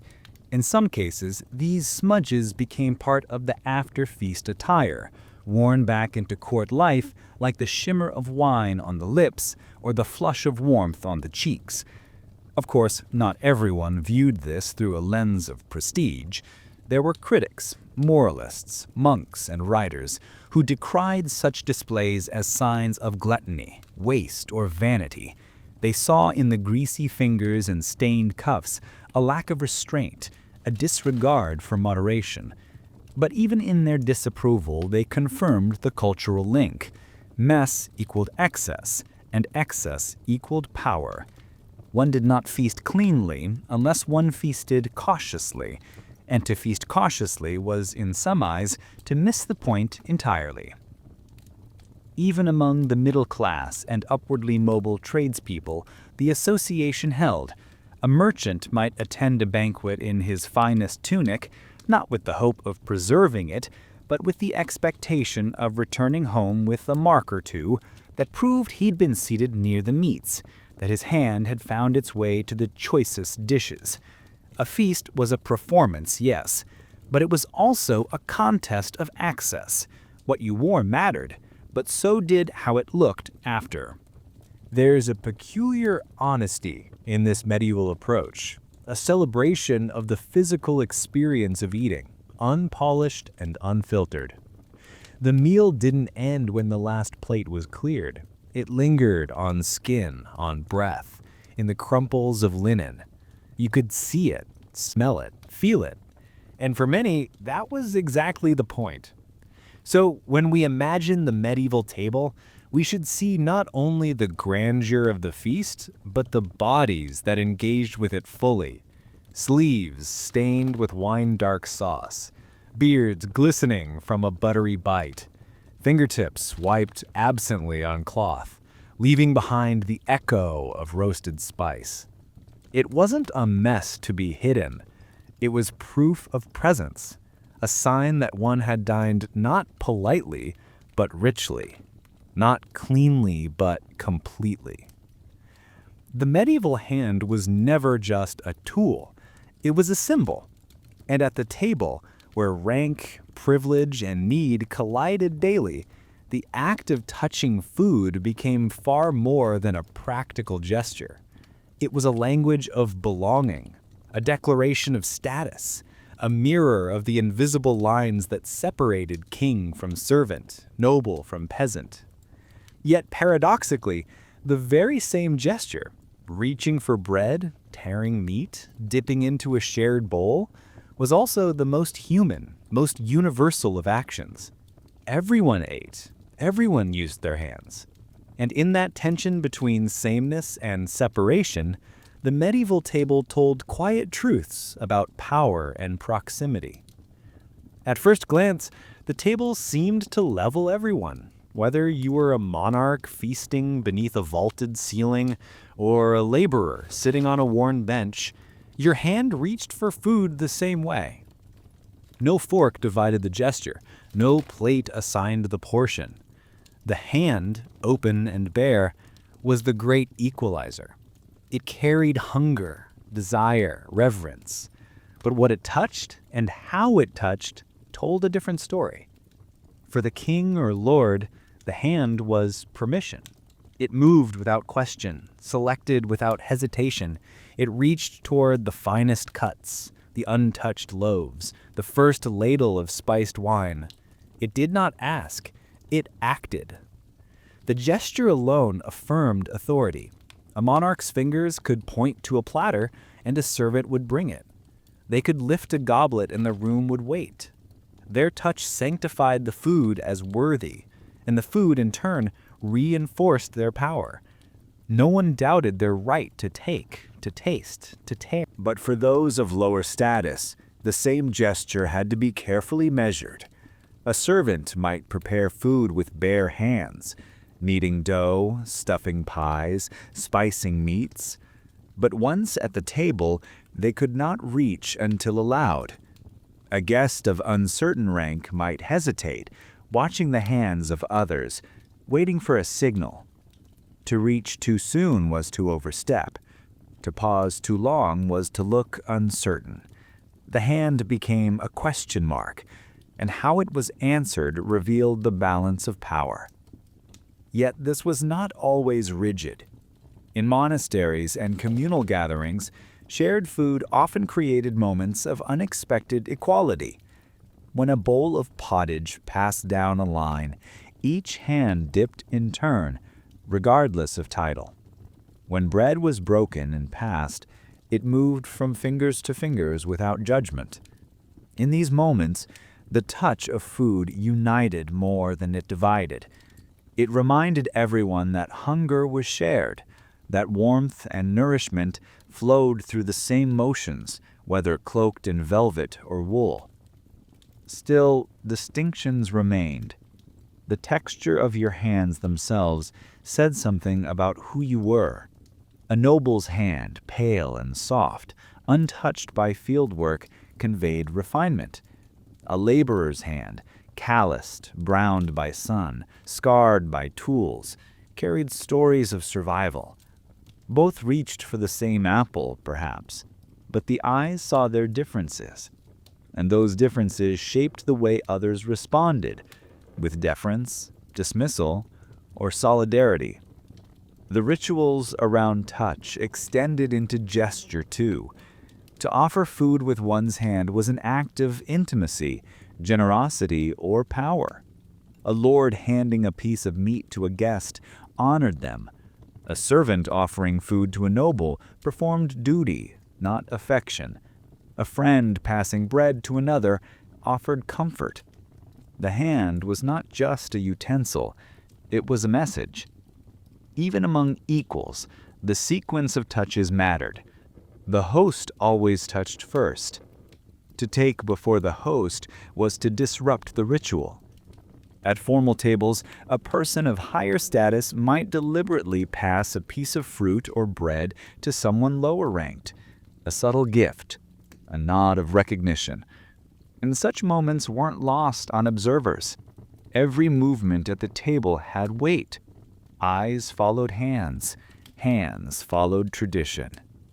Yet the most poignant moments were those where the codes slipped, when a noble forgot decorum and tore into food with too much hunger, when a poor man laughed mid-meal and shared a crust with a child beside him, when a queen reached across the table, ignoring protocol, to offer a dish to someone unnoticed.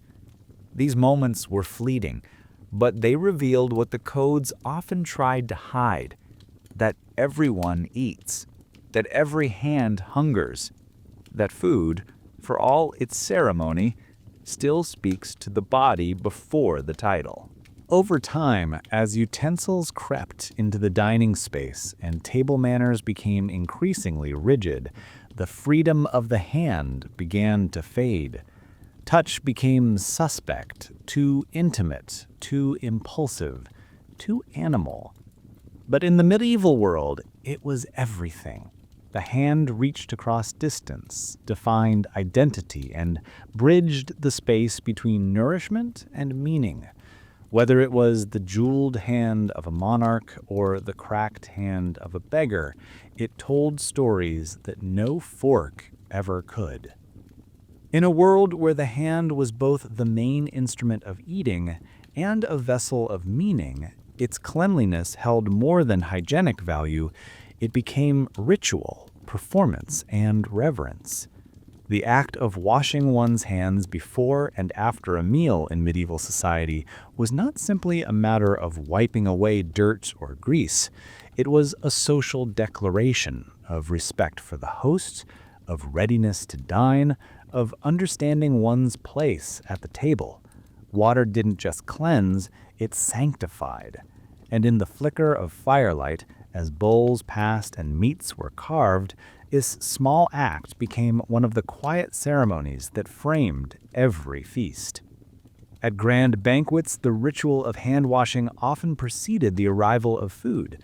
Before any dish touched the table, before the bread was broken or the wine poured, guests were greeted with the solemn elegance of the lavers, servants bearing basins of warm water, ewers crafted of brass, pewter, or even silver, and linen towels folded with precision. One servant would pour, another would hold the bowl, and the guest would extend their hands, palms open and slightly tilted forward, as if receiving something sacred. There was no rush. The water might be lightly scented with rosemary, rose petals, or orange peel, wafting upward as it flowed, signaling the transition from traveler or guest to participant in the meal. The towel followed, the guest's hands gently patted dry by themselves or by a waiting attendant, depending on status. In wealthier households, individual towels might be offered, clean and pressed. In more modest settings, a shared cloth did the job, hung on a nearby peg or passed discreetly between neighbors. But in all settings, the intention was the same: to enter the act of eating with hands made clean, not just in body, but in posture, in presence. Religious overtones were never far from these rituals.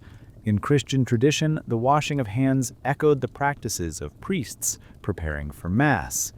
In monastic life, hand-washing was part of a broader rhythm of purification, tied to the belief that one should approach every act, even eating, with clarity and discipline. It was not uncommon for a silent prayer or internal reflection to accompany the washing. The water, humble and transient, reminded diners of the balance between need and grace. In some households, a small table stood near the entrance to the dining area, set with the tools for washing. Guests might pause there before being seated, exchanging glances, nods, and perhaps the subtle status check of who was offered the first basin. In the most lavish of courts, washing was done with performative flair. Ewers shaped like animals or mythological figures, towels embroidered with family crests, water poured in choreographed movements. It was all part of the spectacle, and it served a purpose beyond cleanliness. It introduced hierarchy, set tone, and created anticipation. During the meal, if a course was especially rich or sticky, servants might circulate with finger bowls, small vessels of perfumed water placed discreetly before diners between courses. These were not meant for dramatic scrubbing, but for a light rinse, a quick gesture to restore dignity after touching goose fat or honeyed figs. A guest would dip their fingertips, let the water drip lightly, then dry them with a corner of cloth or a folded napkin. The process was elegant, deliberate, and part of the visual poetry of the meal. After dining, the hand-washing ritual often repeated, this time to signal closure. The feast had ended, and so had the moment of shared indulgence.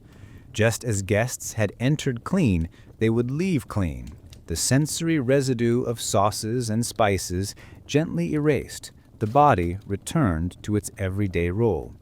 Yet the ritual left a trace of its own, a memory of warmth, of scent, of the brief transformation that took place at the table.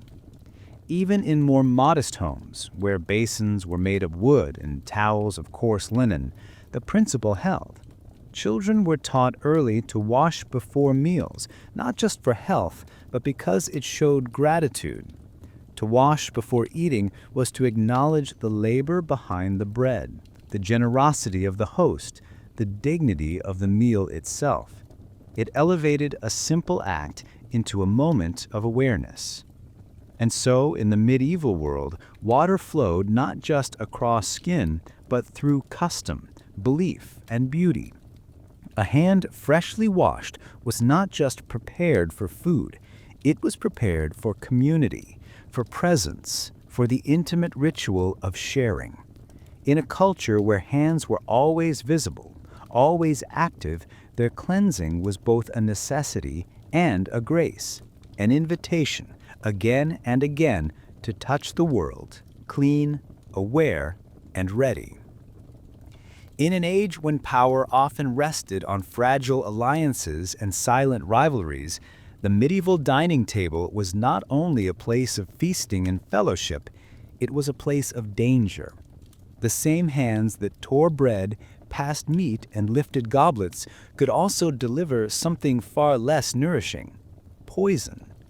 Unlike the clean divisions of modern dining, where food arrives in sealed packages and utensils separate flesh from food, the medieval meal unfolded in full view, with every guest touching what they ate. And in this tactile closeness, this mingling of fingers, bowls, and plates, there was opportunity for trust, for betrayal, for deliberate harm masked as hospitality.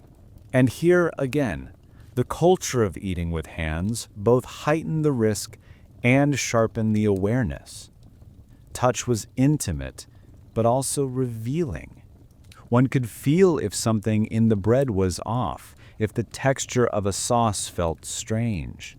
A strange powder, a bitter residue, a burning aftertaste. None of these would pass unnoticed to a careful, practiced hand. Yet for those who didn't notice, for those who trusted too easily, the result could be swift and silent. Cooks, too, were often drawn into this shadowed world. A cooking boy might be bribed, an herb slipped into the wrong bowl, a special seasoning added at the last moment.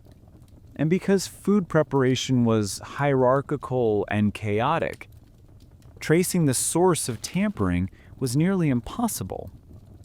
In some households, the head cook became as important as the steward, because his loyalty could mean the difference between celebration and catastrophe.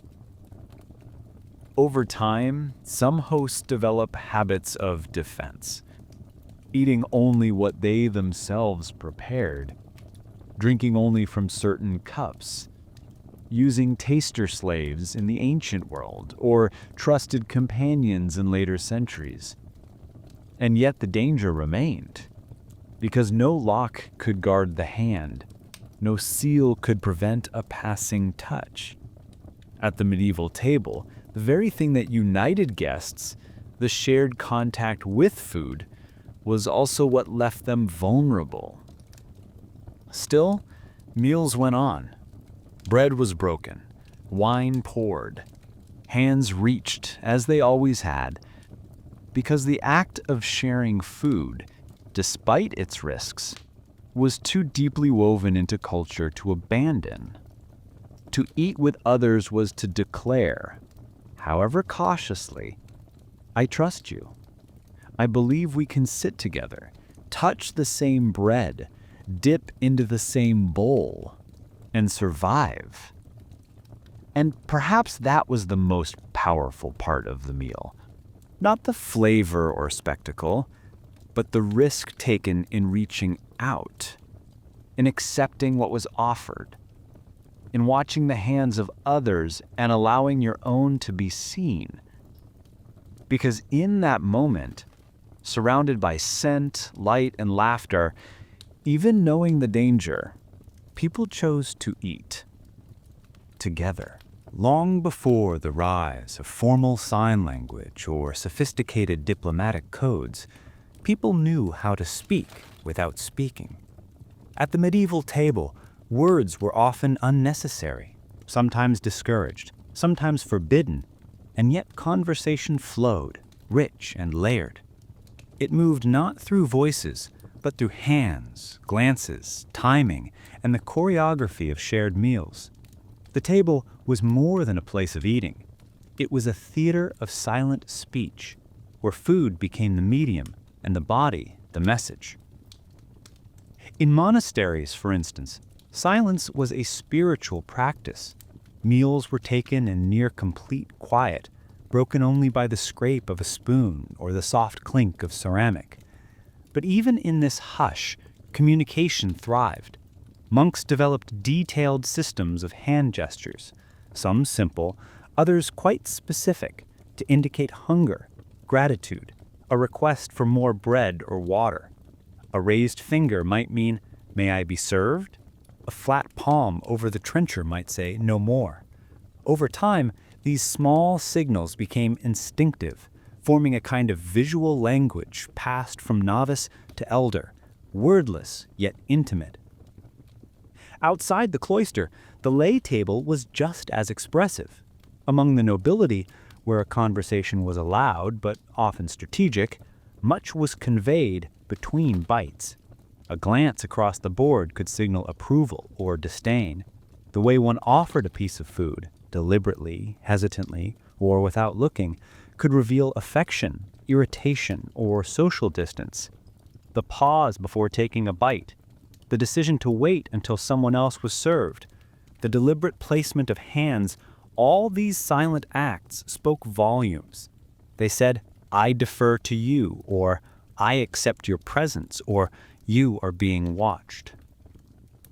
Much of this unspoken language was about timing. A guest who reached too quickly for food might be seen as greedy. One who delayed too long might be accused of false modesty or uncertainty.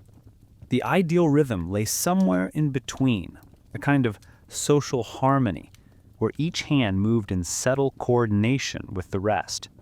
The host set the pace, but everyone else listened with their eyes. When to reach, when to drink, when to pass, when to wipe one's fingers, all of it part of a greater, unspoken conversation. And gestures carried layers. To break bread and offer it across the table was more than generosity. It was an invitation to connection. To pass wine without being asked was a mark of attentiveness.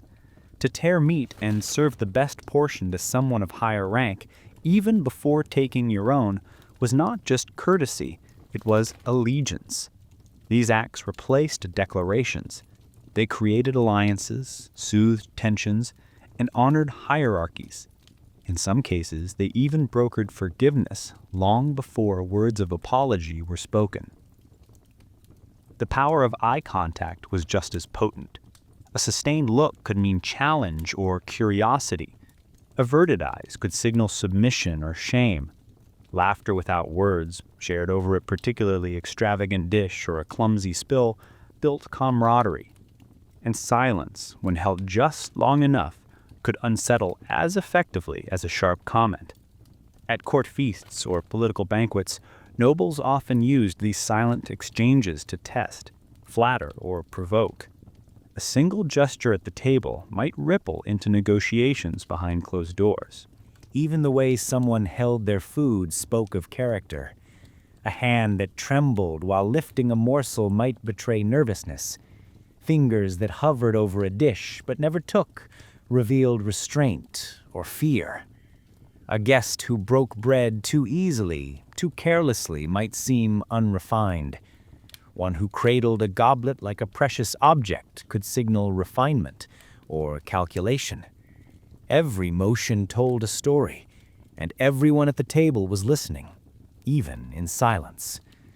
Among the common folk, these unspoken traditions were simpler but no less meaningful. At a harvest supper or town feast, the passing of food, the nods, the shared trencher, these were all acts of trust. A neighbor handing you the last piece of cheese without a word, or a friend tapping your elbow to draw your attention to the stew, meant more than idle conversation. It meant you were part of the group, that you belonged. And in moments of deeper emotion, mourning, celebration, the return of a long-absent guest, the silence around food became sacred. A mother placing a warm crust into her child's hand, a lover offering a bite without speaking, a friend filling your cup when you could not lift the pitcher. These weren't small things. They were, in their way, profound. In modern times, we often think of conversation as something that happens only when the mouth moves. But at the medieval table, it was the body that spoke. The food was the language. And the act of eating, when done in the presence of others, became a dialogue rich with meaning. It's easy to forget that communication doesn't always need words, that a look, a pause, a gesture can say everything. But in the dim candlelight of a medieval feast, where hands reached, eyes met, and bread was passed without comment, language flowed more deeply than speech ever could. By the late Middle Ages and into the early Renaissance, something subtle but irreversible began to shift at the European table. The old choreography, hands tearing meat, bread catching sauce, fingers wiping silently against linen, was gradually interrupted by the quiet clink of metal. At first rare, almost theatrical in its novelty, cutlery began to appear more frequently, not out of necessity, but as part of a cultural transformation. A new era of dining was unfolding, and it was not driven by hunger, but by identity. To use utensils was no longer just about function. It was about being modern, being elite, being French. The transformation didn't happen overnight. For generations, knives had already been welcome companions at the table, brought from home, handled with ease. Spoons, too, had their role in broths and stews. But the coordinated use of utensils as part of a standardized, elegant system, cutlery laid out in advance, matched to the course, dictated by rules, this was something new. It was born not in the marketplace, but in court, and no court shaped the European imagination quite like that of France. During the 16th and especially the 17th centuries, the French aristocracy, led by powerful figures like Catherine de' Medici, and later embodied in the grandeur of Versailles, began redefining what it meant to eat well. Dining became a spectacle of refinement, of ritualized behavior designed not just to nourish, but to civilize. Meals were no longer purely functional. They were performances of elegance, where etiquette was as important as taste. Utensils became central to this performance. Forks, once mocked as foreign or excessive, were slowly embraced, not by everyone, but by those at the top who set trends others would later follow. No longer limited to sticky confections or delicate fruit, forks began to appear alongside meat, fish, and even vegetables. They allowed for smaller, cleaner bites, protected elaborate garments from stains, and, more importantly, signaled a mastery of one's body. To use a fork correctly meant you were in control, not just of your food, but of yourself. Alongside the fork came the rise of the table setting as an art form. Plates became individual rather than shared. Napkins were folded into shapes, positioned with purpose. Utensils were placed in the order of use, guiding the diner's movements as subtly as choreography. Glasses multiplied, one for water, one for wine, one perhaps for something sweet. Food arrived in courses, timed and balanced, each dish an opportunity to demonstrate restraint, grace, and cultivated taste. This shift wasn't just about manners. It reflected a deeper change in how people understood the body and its place in the world. The Enlightenment, with its emphasis on reason, order, and structure, left its mark on the table. The sensual, earthy chaos of medieval dining, the grease on fingers, the mingling of smells, the communal tearing of bread, was slowly replaced by separation, containment, and precision. Food was plated rather than piled. Hands were washed but not used. The body was still present, but kept at a respectable distance. France's influence was immense. What began in the glittering salons of Paris and the echoing halls of Versailles filtered outward, first to Italy and Spain, then to the courts of Vienna, Prague, and finally England.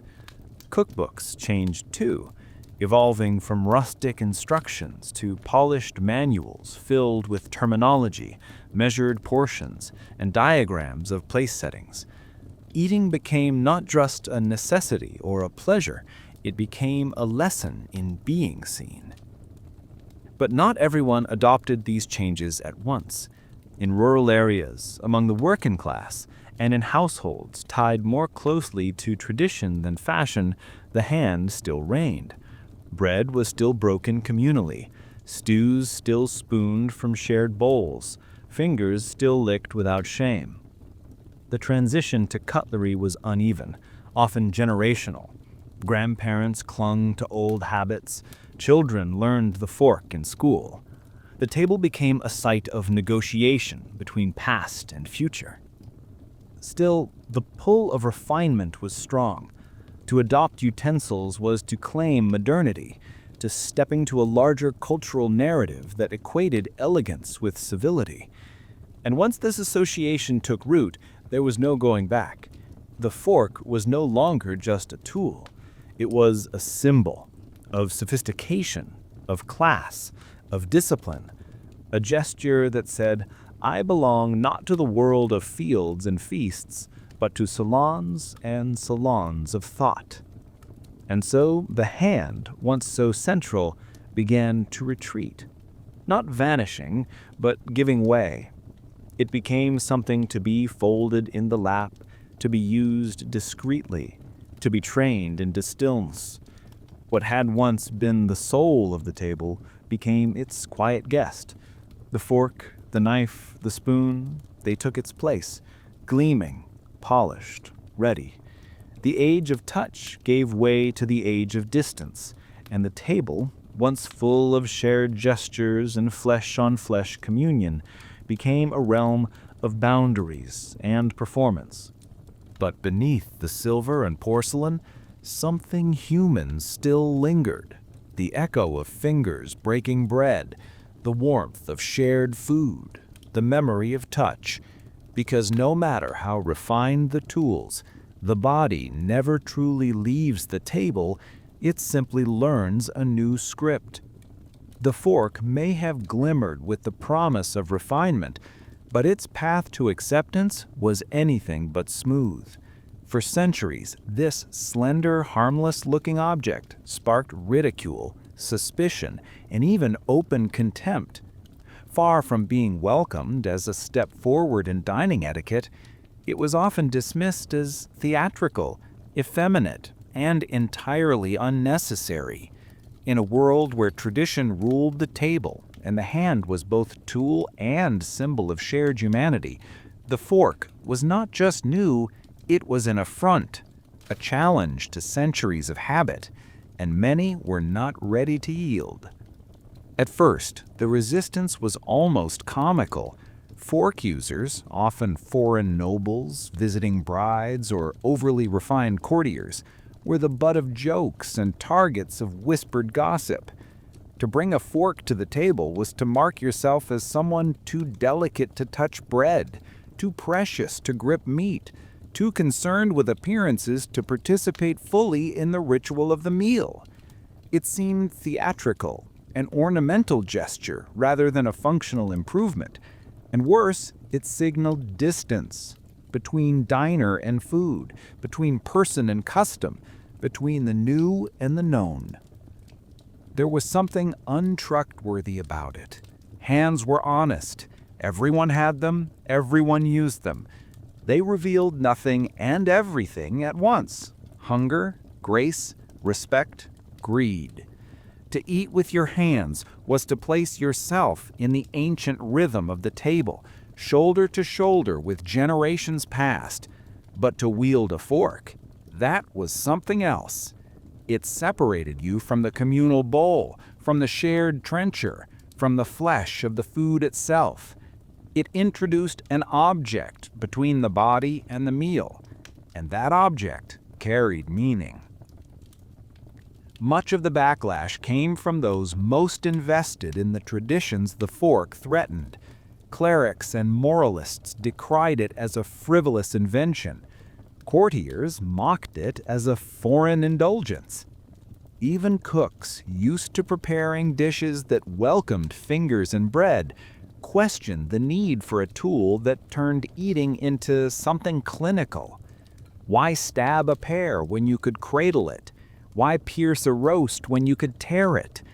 There was also a class divide. In rural households and among the working class, the fork was more than unfamiliar. It was absurd. Its appearance at the table didn't signal progress, it signaled pretense. For people who had eaten with hands and knives their entire lives, the idea that one needed an extra tool to feed oneself was laughable. It was a symbol of vanity, of detachment from the real work of the world. A fork was what you used when you'd never had to harvest, knead, or roast anything yourself. Even among the elite, adoption was inconsistent. Some saw the fork as a fashionable curiosity, something to display during dessert or at the most refined occasions. But in private, when no one was watching, many still reached for their bread, their fingers, their familiar knife. The fork was treated like a new dance step, admired from afar, attempted awkwardly, often abandoned. And when it was used incorrectly, clumsily, too eagerly, or without elegance, it drew even more scorn. The fool with a fork became a quiet archetype, someone who tried too hard to impress, but ended up looking unsure and artificial.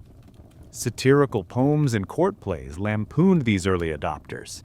Artists painted noblemen delicately picking at morsels with tiny forks, while their counterparts laughed over trenchers and meat bones.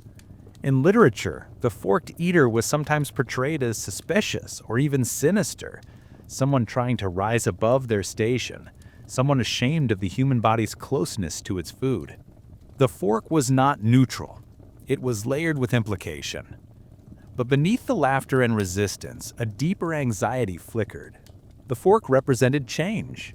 It hinted at a world where eating would become individual rather than shared, distant rather than intimate, where meals would be separated into courses, foods portioned neatly onto plates, and conversation shaped more by rules than spontaneity. The fork was the vanguard of a dining culture built on restraint, not release, cleanliness, not contact, and not everyone welcomed that. This cultural tension wasn't limited to the fork. It echoed broader struggles between old and new, between body and mind, between tradition and modernity. In the fork, people saw more than metal. They saw a future creeping toward them, quiet and gleaming, a future where instinct gave way to etiquette, where the meal, once messy and alive, would be contained, managed, even aestheticized. But, as always, time did its work. The scorn softened, the jokes faded, and the fork, stubborn and slender, remained. It was adopted not because it triumphed over ridicule, but because it waited. Generation by generation, meal by meal, it became familiar, and once familiar, it became expected. The very object once mocked as absurd became the symbol of polite society. Still, something of that early tension lingers.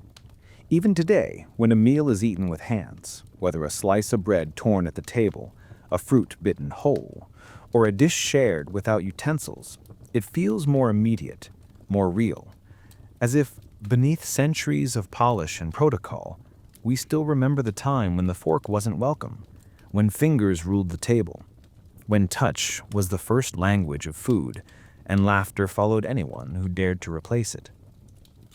There was a time when the human hand was not just accepted at the table, it was celebrated. It tore bread, cradled warmth, offered and received with dignity. To eat with fingers was not seen as low or crude, but as immediate, natural, and connected. But with the arrival of the modern era, something began to shift. Not suddenly, not everywhere at once, but gradually and with quiet finality. The body, once embraced in all its physical presence, began to make people uneasy. Touch, once a gesture of trust and community, started to feel suspect. And nowhere was this transformation more visible than the simple act of eating. By the 17th and 18th centuries, Western society was entering a period of intellectual reordering. The Enlightenment brought with it a new obsession with structure, control, and refinement. Cleanliness moved from a religious concern to a scientific one. The body, once a vessel of ritual and shared experience, became a thing to be managed, restrained, even concealed. And so the hands, those versatile, expressive tools, were gradually pushed away from the center of the table. The rise of medical science played a part. With it came a growing understanding of disease transmission, and fingers, once praised for their dexterity, were reclassified as vectors of contamination. The grease, once seen as a sign of plenty, now carried the whisper of infection. The shared trencher became unhygienic, the communal bowl suspicious. Eating with your hands no longer felt like communion. It began to feel like risk. Simultaneously, new social ideals emerged, especially among the rising bourgeoisie. Respectability was now measured not only by wealth or education, but by visible restraint.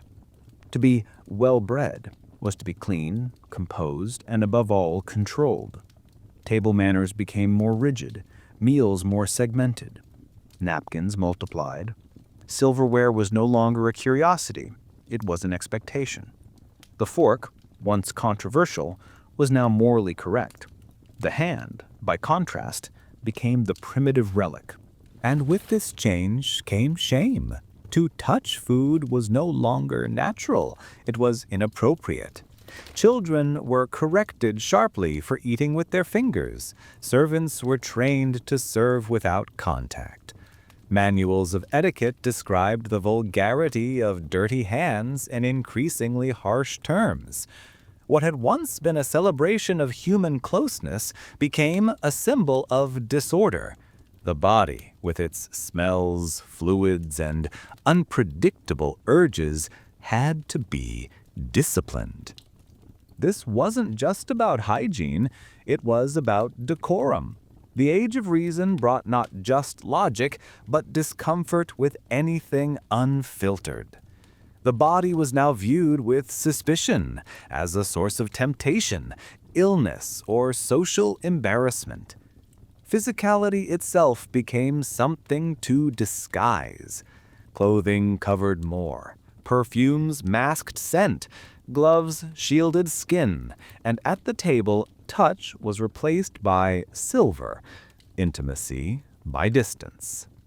The shift was reinforced through art, literature, and architecture. Paintings of elegant dinners showed diners upright, immaculate, barely engaged with their food. Novels mocked characters who licked their fingers or leaned over their plates. Dining rooms became sanctuaries of order, symmetrical, color-coded, sound-muffled. Every element served to separate the eater from the act of eating. And yet the memory of the old ways didn't vanish. It lingered beneath the surface in certain foods that still demanded fingers, in rural households where customs held firm, in festivals and market stalls where formal etiquette dissolved. But these were now exceptions, glimpses of a vanishing world increasingly romanticized as rustic or quaint. The hand, once central, was now marginal. To eat with it openly was to step outside polite society, to risk being labeled uncultured or unclean. Even language evolved to reflect this new discomfort.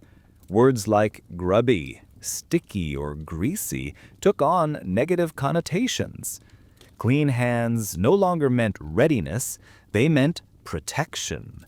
The act of washing was no longer ritual, it was obligation.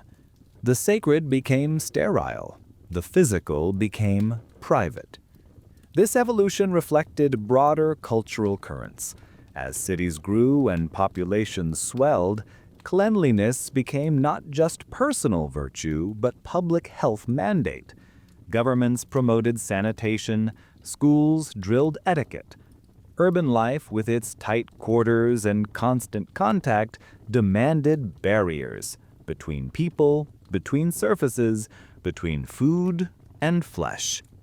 And so the hand, once a symbol of welcome and honesty, was rebranded. It became something to watch, to limit, to correct. It lost its seat at the table and was folded neatly into the lap. Its gestures, once rich with meaning, were replaced by the silent precision of the knife and fork. The age of direct touch gave way to the age of mediated consumption. But something human was lost in the process. In the pursuit of order, we distanced ourselves from the messiness that makes eating alive. The sound of tearing bread, the warmth of shared plates, the joy of tasting with the very fingers that prepared the meal, these faded into memory. And the body, once celebrated at the table, became the thing we tried not to notice. It wasn't that people stopped touching their food. They just stopped doing it without guilt. The hand remained, but now it hovered. Now it asked permission. Now it waited to be told it belonged. After centuries of being shamed into silence, the human hand is quietly making its way back to the table. Not in defiance, not in rebellion, but in a quiet, growing reappraisal of everything the modern dining ritual has tried to sanitize. Across cities and continents, more and more people are choosing to eat with their fingers, not because they have to, but because they want to. And what was once considered primitive is now being reframed as sensory, cultural, even elegant. This return to touch isn't a regression, it's a remembering. In many cultures, of course, the hand never left the table. Across India, the Middle East, parts of Africa and Southeast Asia, eating with the fingers has always remained the norm, anchored in tradition, spiritual belief, and an understanding of food as something deeply personal. There, to touch what you eat is to respect it. It is a form of intimacy, of attention, a way of bringing mind and body fully into the act of nourishment. The tips of the fingers measure temperature, texture, softness, spice. The meal begins before it ever reaches the lips. What's new is the way Western cultures, once so firmly aligned with forks, knives, and napkin-draped precision, are beginning to turn back toward this experience. Some of it stems from travel. As global cuisine becomes more accessible, diners are exposed to eating traditions that don't rely on silverware. You sit at a low table in Marrakesh and scoop couscous with your hand. You tear injera in Addis Ababa. You roll a piece of naan in Delhi. And you realize this doesn't feel crude. It feels real.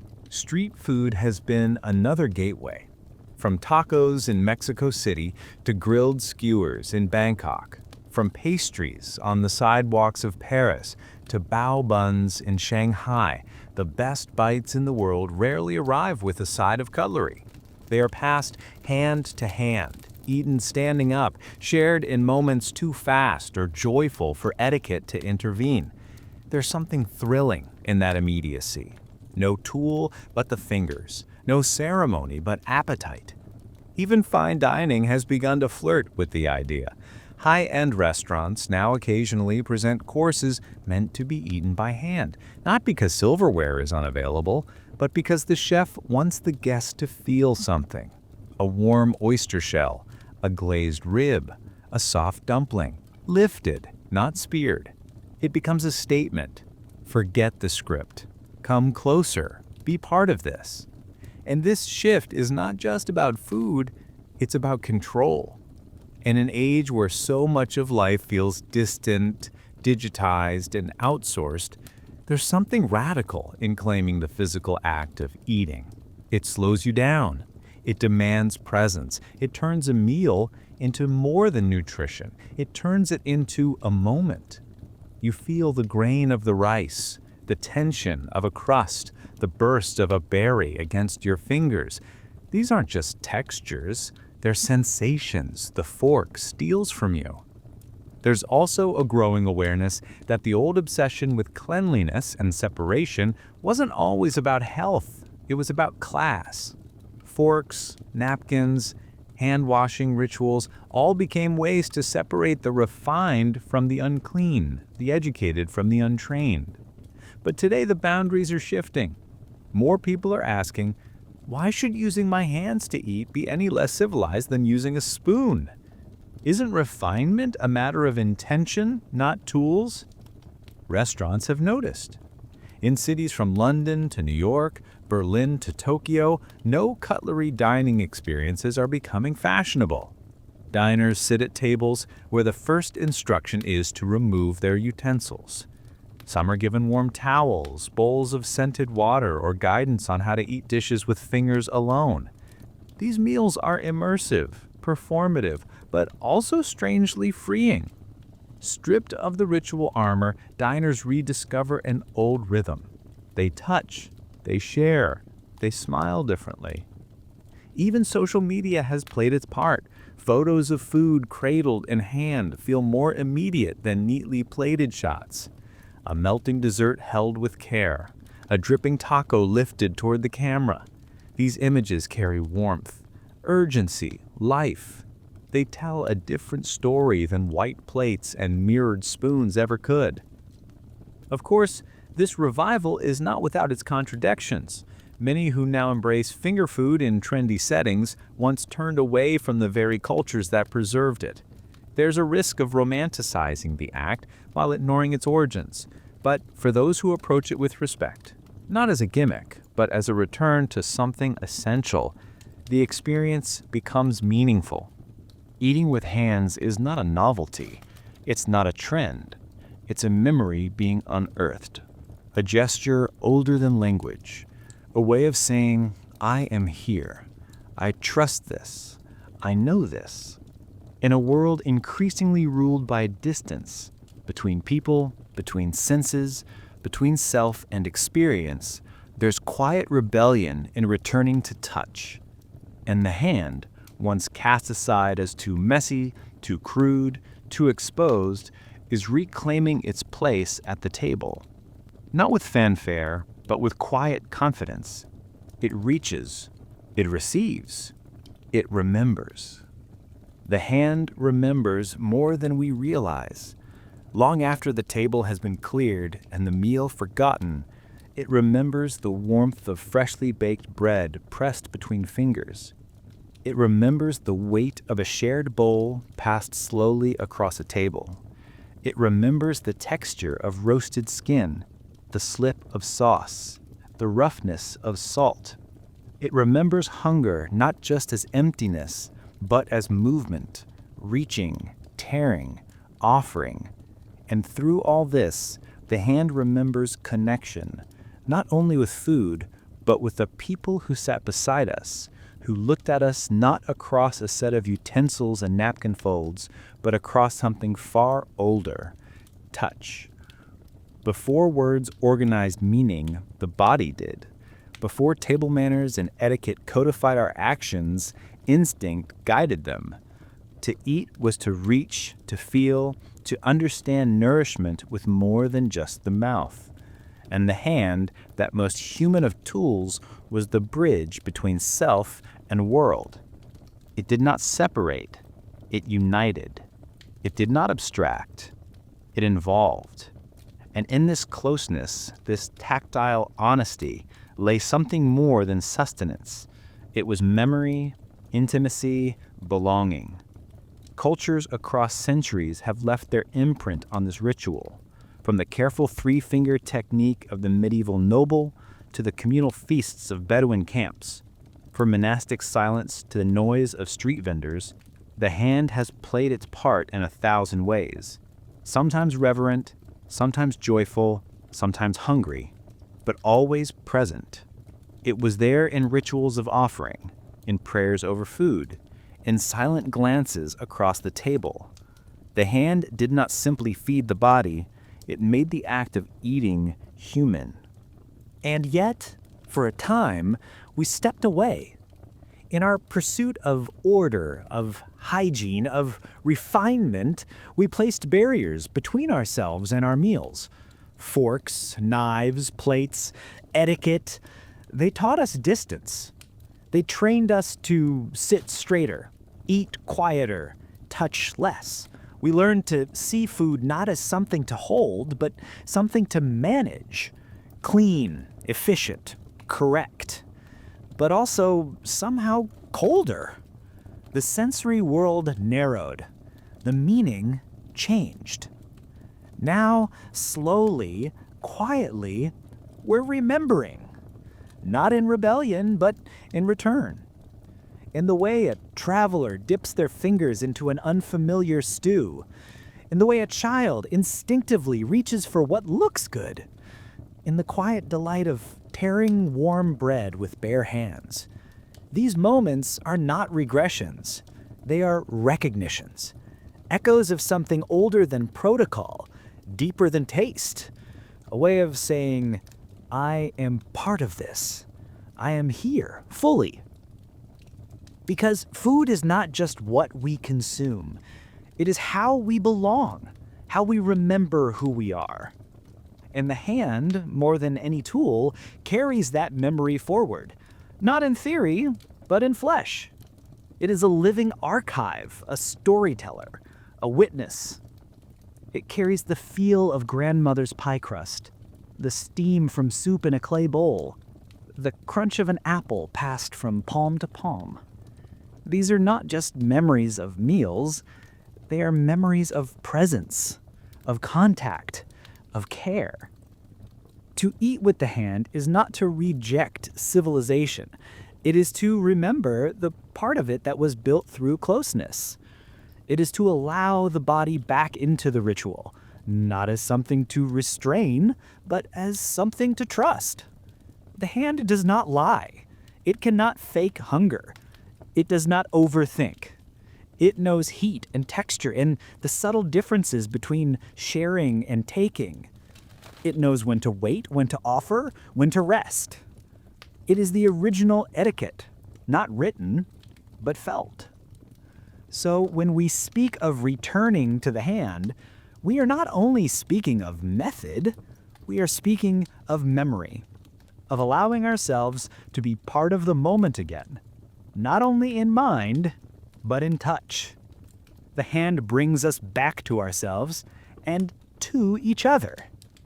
It invites us to slow down, to feel, to remember that the first language we ever spoke was touch, and the first ritual we ever knew was the passing of food from one open hand to another. And perhaps this is what the hand has always remembered, that eating was never just about feeding the body. It was about meeting the world with grace, with gratitude, and with the quiet courage to reach across the table again and again.